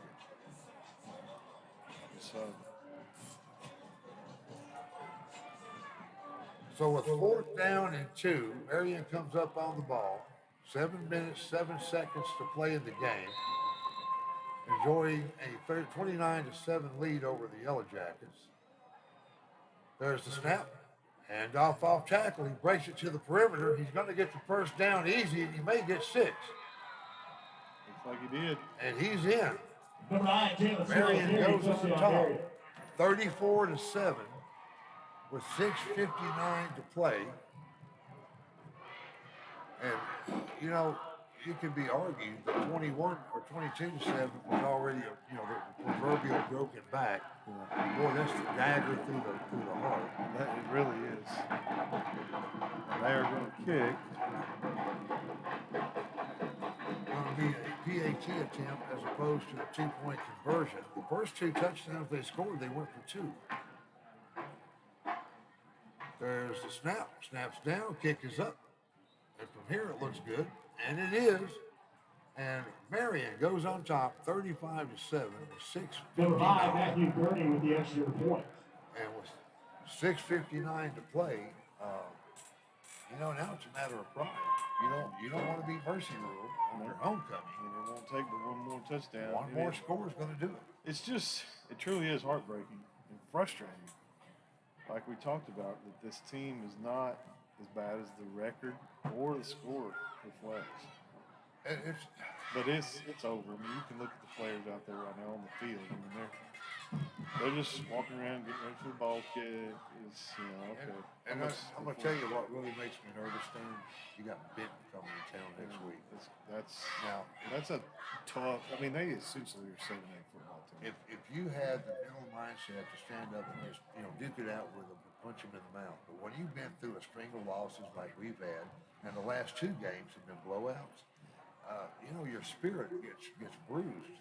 And what's dangerous about that is that, I mean, it's not salvaged, but to be able to go up and beat Greene County Tech would be tremendous. To lose 3 in a row and lose to this team and then lose to Benton big time, that would take enough heart out of you that Greene County could sneak up on you in their own stadium. It's going to be a short kick, bounces at the 30, picked up at the 30 by number 17, Jace Bradshaw. He's going to get up to about the 33 where he's taken down. Now we got some extracurricular activity, some pushing, some shoving, and the Marion kids are actually dancing out on the field. I mean, dancing. Going to see who this flag is against. They're having a discussion. Obviously, somebody said something they shouldn't have said, maybe a hand to the face. Referee's explaining it to Coach McBroom now. 6:56 left to go in the football game. 36-7. Marion over Sheridan. 1 timeout left each team. Sheridan's about to take the ball once we figure out who's going to get the penalty.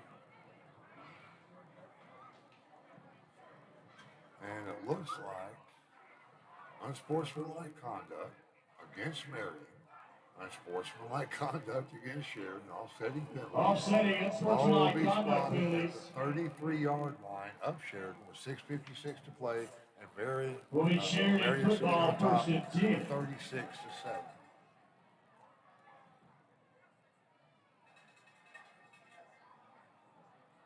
And boy, the Marion kids are already celebrating and having a big time over there.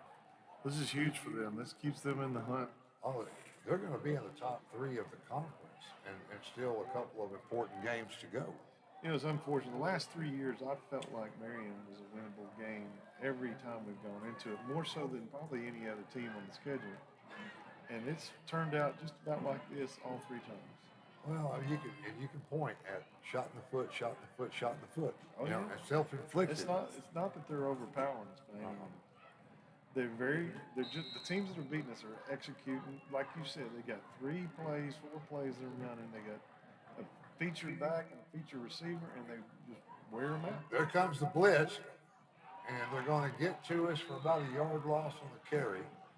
You can see the Ball is carried by number linebackers 28, creeping up on the line of C.J. scrimmage, and Davis. they brought them. He is tackled on the play made by We're number actually 23. lucky that we didn't Jared lose more than Davis. that. Actually, when he fell forward on contact, he picked up about a half yard. So it's going to bring a second down at 9.5. 6:30, clock's running, and it is not our friend right now with a 36-7 deficit. The Blue Crew student section has been on their feet the entire game, supporting the Jackets, supporting their team. Cheerleaders camped out in front of them. They're bringing the pressure again. Got motion. Going to be a 5-yarder against us. False start on the offense. False start. 5-yard jumped a penalty, little replay bit. down.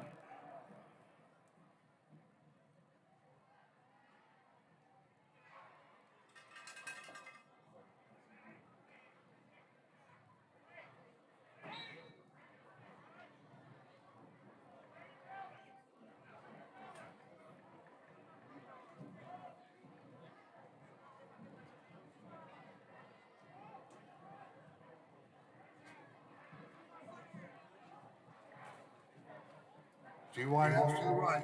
Brady looks, throws a sideline route. Got the man up at the 37-yard There's a line. flag on the play. Going to be a short game, but there is a yellow hanky laying on the ground.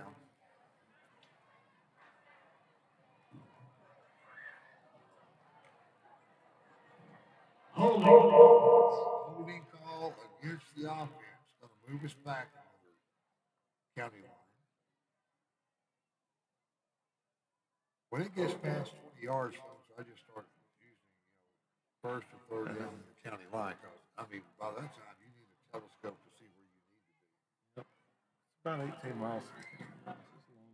Well, it's about 18 miles from the first down right now from where I'm sitting. Going to bring second down and a long way to go. And that poor little flag down Moving it again. He's moving it all over the place. We just picked up another 5 yards. And I'm surprised we can even see midfield from the line of scrimmage right now. It's like a Sloan County line. Pretty close. 3 wide outs to the right, 1 to the left.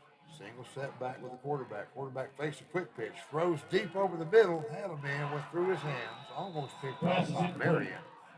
It went in and out of Jace's hands up at the 35. Jace was tipping it, and then watched it go by, and the Marion defender did the same thing. That would have put us back right at the original line of scrimmage at the 34-yard line. It was a well drawn up play. It was good. Yeah, Brady just overthrew him just a little bit. You got third down and a whole bunch. 2 wide outs to the right, 1 to the left. Single setback, got an H-back blocking. Brady takes it, rolls to his right, got pressure, throws it to the sideline. Another incompletion that was Pass is thrown incomplete. to Brings up fourth down. receiver Ethan Peacock. We haven't called Ethan's name much. We have not. Looks like we're rotating in a lot of new players. Well, that's 4th down. We got to punt it. 5:35 left to go in the game. 36-7. And Stan, I got to tell you, we're so far back, I'm not even sure we can punt it back to a first down.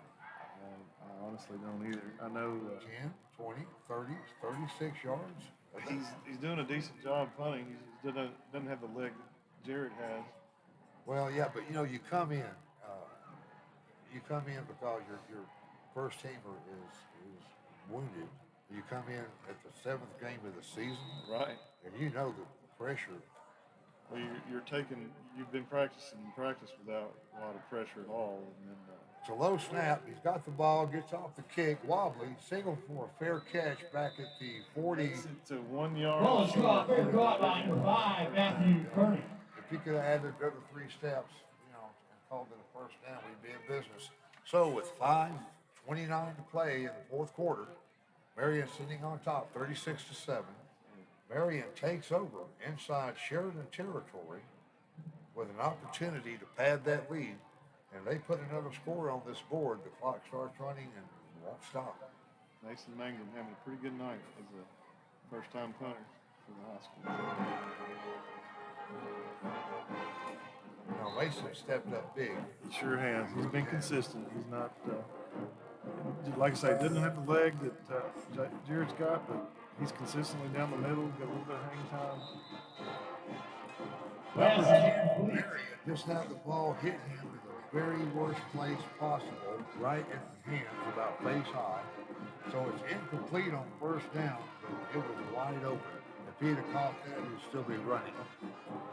So the clock stopped on the incomplete pass with 4:24 to play. Marion up 36-7. 2 wideouts to the left. 1 wideout to the right, H-back, and a single setback to the quarterback.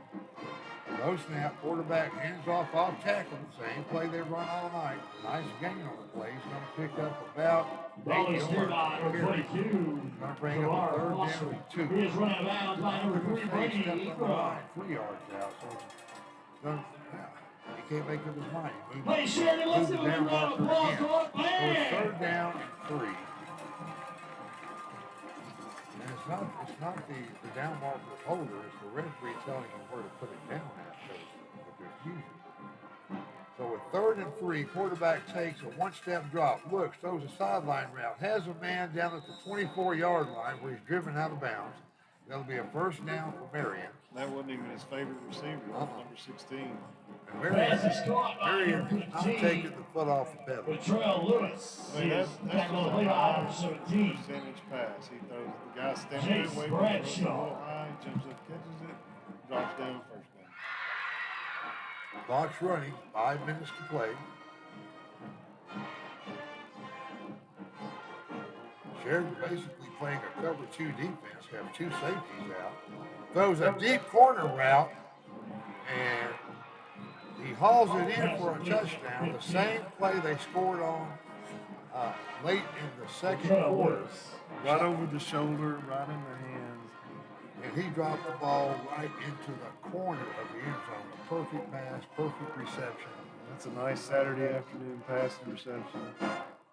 Perfectly timed, perfectly thrown, perfectly caught. So Marion moves up 42-7. Mercy rule will be in effect. Clock will not stop for the rest of the game. 4:49 left to go.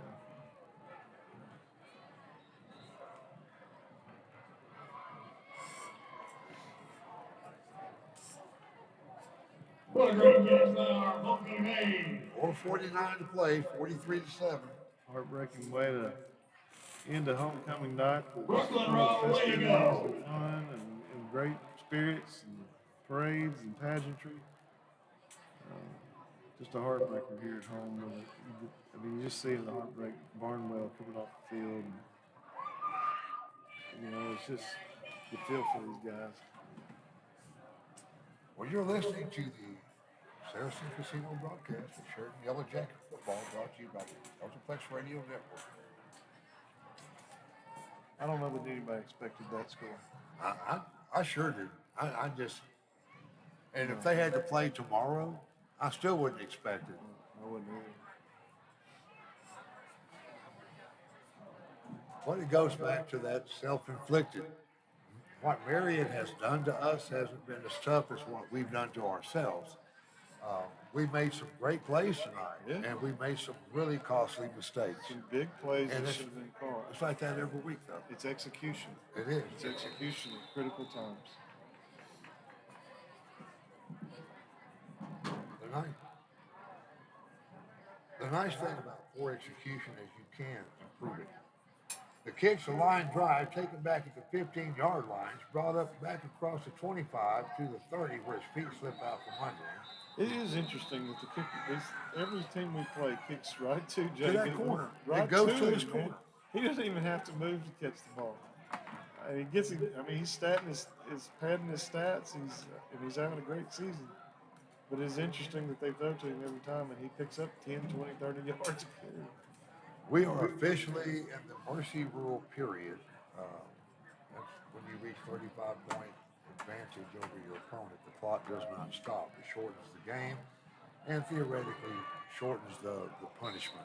And, you know, I don't know of a team in the world that likes to be mercy ruled.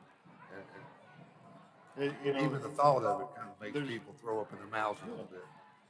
I mean, it's nice to have the mercy that you don't have to keep suffering. Braxton Fox. Ball is carried by number 13. Nice pickup on first down. Picked up about 3.5, close to 4 yards. Braxton Fox. Got a couple of new players on the field. I mean, obviously, nobody wants, you know, to ever like being mercy. He was stuck on the play. You know, at some point, you want to get off. If you're getting hammered that bad, you just want to get off the field. Right. We got numbers out there I don't even have in my roster. 0, number 33's in the backfield. There's the blitz. Handoff straight up the middle. Got a big hole. He's actually going to pick up the first down. That's number 33, but I do not know who he is. I gotta get Ball is carried by number 33. Jacob. That's your first hit from Maloney. The YellowJacket first down. We'll take it. 34-yard line. Results in the That was play. Jacob, little brother of Caleb. Yeah, I don't know how I don't have his number in there. Little Pilt. Well, Nice run, too. that's the second time this year I've seen him. And both times he was playing in the backfield. Crowd the box again. Here they come. Nice block right there, Jacob took him. Kept the ball. Quarterback keeper. Goes straight up the gut. Going to pick up about Ball 6 carried yards by on number carry. Nice 14. run. Brady Dillon. He is tackled on the play made by number 40. Jonathan White Now, brings up a second down. let's see if they do this again. The minute the motion back gets set, watch the linebackers from Marion and watch them creep. Look, here they come. Every single play, they're crashing down and bringing the blitz. If we ever get past the linebacker, it's going to be 6. The problem is we haven't been able to get past the linebacker because Ball every carried single by gap number is being 13. taken up. Braxton Fox. He's tackled on the play made by number 46, D'Angelo Corbin. So we have waiting for them to move the markers. That should have been a first down with a few yards to spare. It is first down. Ball's going to be spotted at the 46-yard line of Sheridan. This clock is racing now. You got 1:40 left to play in the game. And now we have a timeout being called. And it looked like a referee's timeout. Now you got encroachment by the defense. It's going to move Offsides on the defense. Offsides. So that brings up a 1st and 5, 1:38 to play.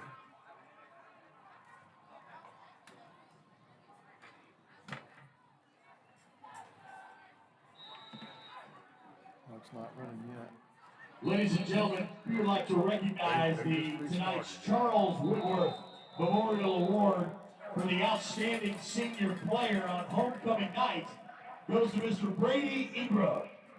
Congratulations, Brady, on a hard-fought I can game. get behind that. I can too. Charles Whitworth Memorial Player of the Game for homecoming games has been awarded every year since dedicated Fieldhouse to Whitworth. Brady Ingram. Well, congratulations, Brady. It was a heck of a game for you tonight. In a final, Bologna takes down Whitehall 47-17.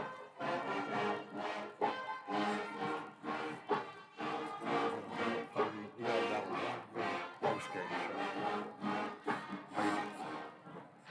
About a minute. Waiting for the YellowJackets to come back on the ball. There we go. First and 5. Ball's going to be spotted at the 41-yard line of Sheridan. 1:30 on the clock. Couple of snaps and this game's over because the clock can't stop. Here comes the blitz. Got past the linebacker. Safety finally takes him down right at. Ball carried by number 13. Right at the first down mark. It's going to be second down and about a yard. Bryant leads Cabot 24-10. Oh, Bryant finally got some separation. Brings away second down and 1. Pretty good. Yeah, because Cabot is a quality team this year. They struggled for the first 3 quarters to get there. There's the snap, goes off tackle, picks his ways across the 30 down to about the 27. Nice run. First down. Clock's at 49, 48, 27. Still running. The play is a Sheridan YellowJacket. There he is, a Central Maloney YellowJacket first down. 40 seconds to play, 39. Sheridan may get off one more play. Braxton Hodge.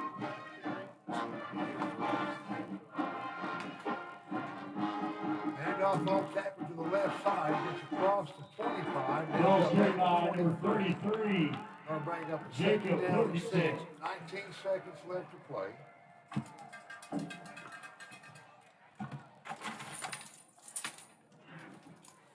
10, and it looks like they're gonna let the clock. They're gonna have to hurry to get a play off. 5 seconds, 4 seconds, 3, 2. There's the snap.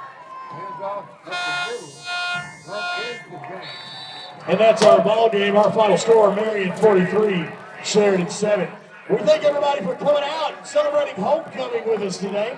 We congratulate our homecoming court. We thank everybody for coming out. If you would, help us take a look around. If you got any trash in the stands, please take it with you. Please drive home safely.